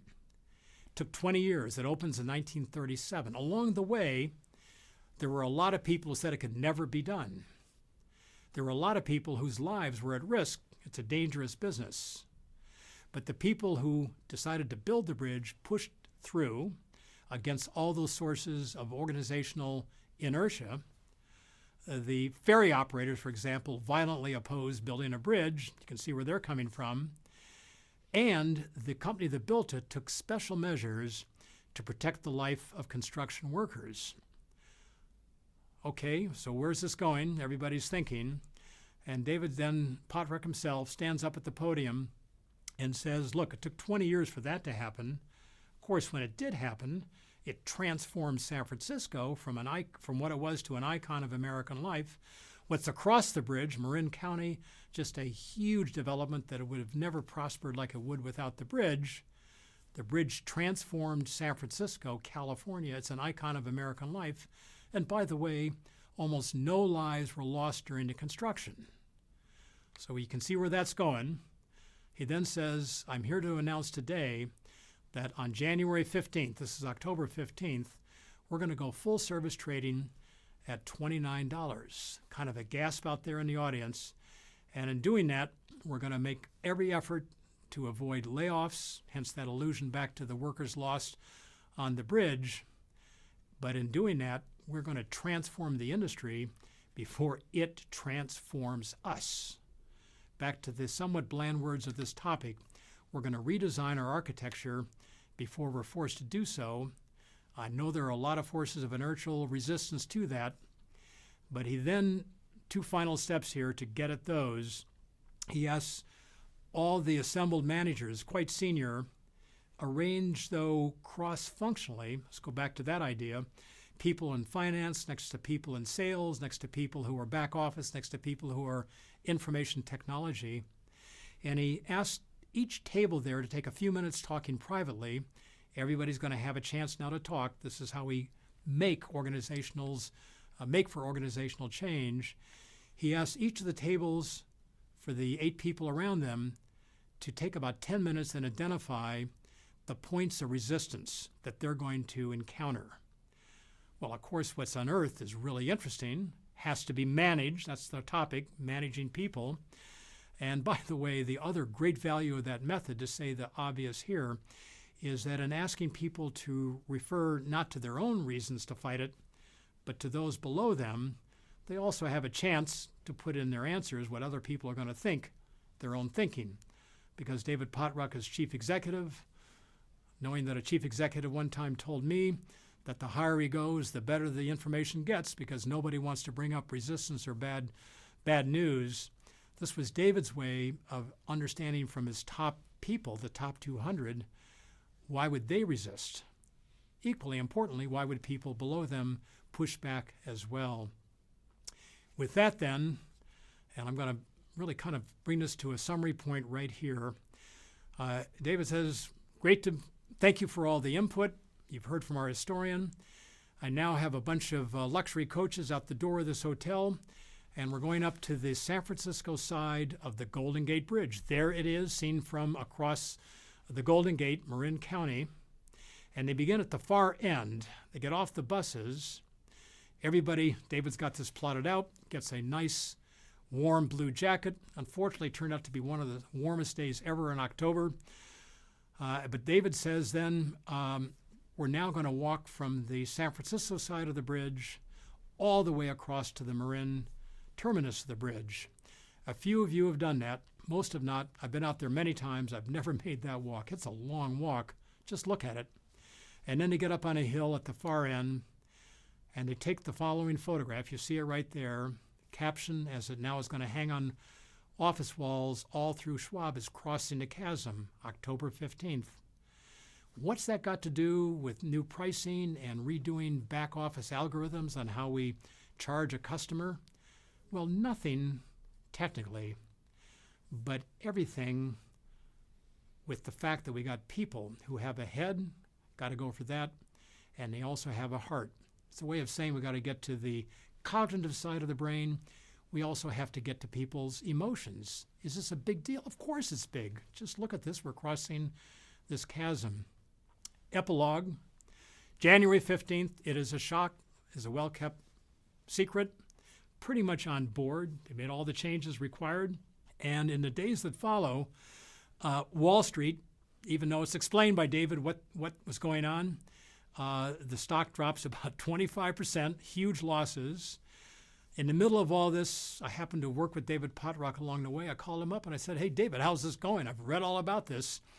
And he said, "Well, it's going." He said, "You should know, I'm sleeping like a baby." I said, "Really?" And he said, "Yeah, I'm actually waking up every 2 hours and crying." So it was a tough, very stressful period. Go back to our previous topic. When's a great team most vital? For a team to work well, or a group of people to work well during a period of high stress. His team was well built. They all had the same jacket. They knew each other. And over the next 9 months, actually the next 12 months really, with the loss of 70% revenue, it's more than made up for by new customers. They just came pouring in. Pretty hard to resist buying a seat on an airline that's going to do a 70% discounted ticket, or in this case, sell you 1,000 shares of Cisco for 70% less than you could do it the day before on January 14th. That gets then to a summary, more affirmatively taking those 8 opening thoughts on what gets in the way, and here we have a more affirmative model for you. The kinds of steps, this is from John Cotter. In my view, when it comes to managing, and we said this at the outset of the course, it really is a matter of judgment and having a dozen or so or a couple dozen working concepts that you apply. I say all that as an intro into this particular 8-step model for leading change. Take a look at these. I'd recommend you grab a few, like a burning platform. That's what David did. He said at this event at the hotel, "Look, this industry is changing. E-trade is coming along. If we don't change now, we're going to be out of business." There's a burning platform. The other factors, look at number 4, getting buy-in, taking the top 200 people across the bridge, all part of the enactment. But look at the 8 points here as guidance for your own judgment. That concludes our thinking here on the 4th and final topic of human and social capital, managing people at work.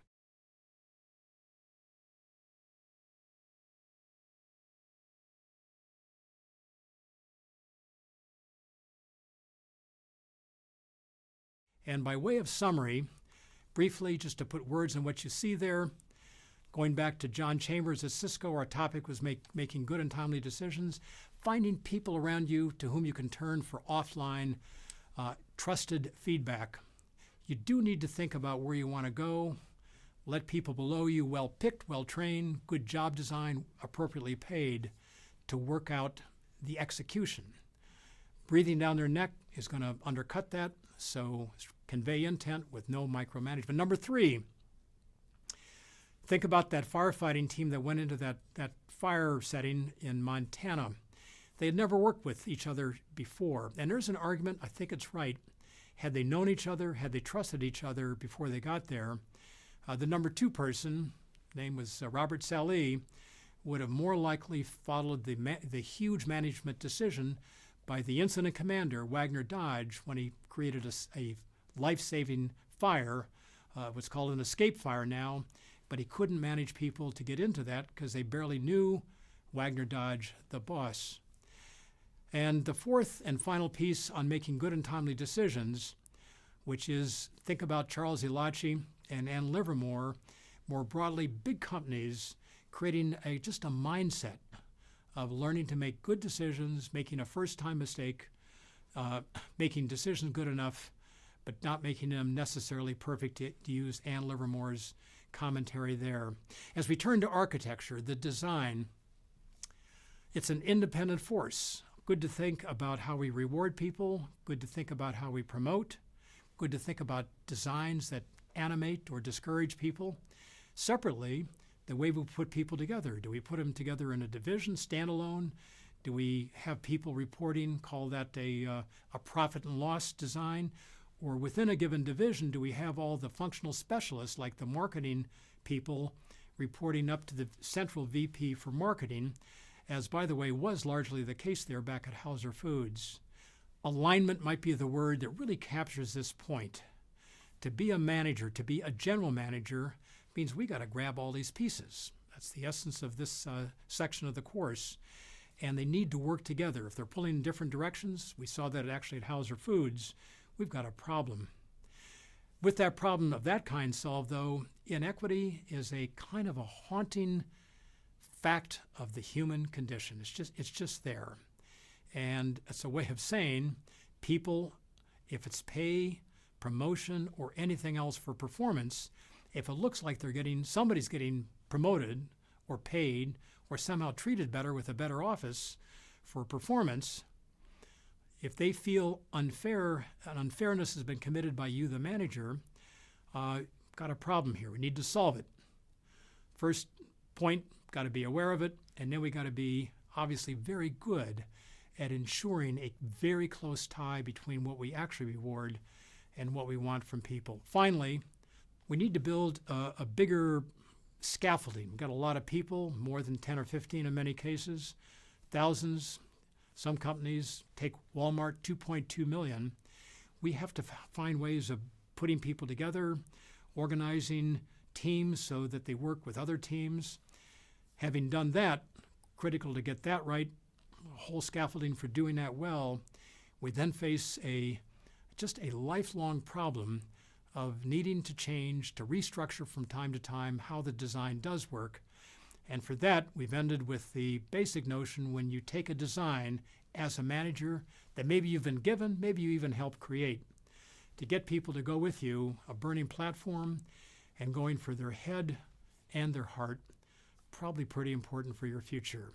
So may you all manage, and here are some of the tools we hope that will help you do so.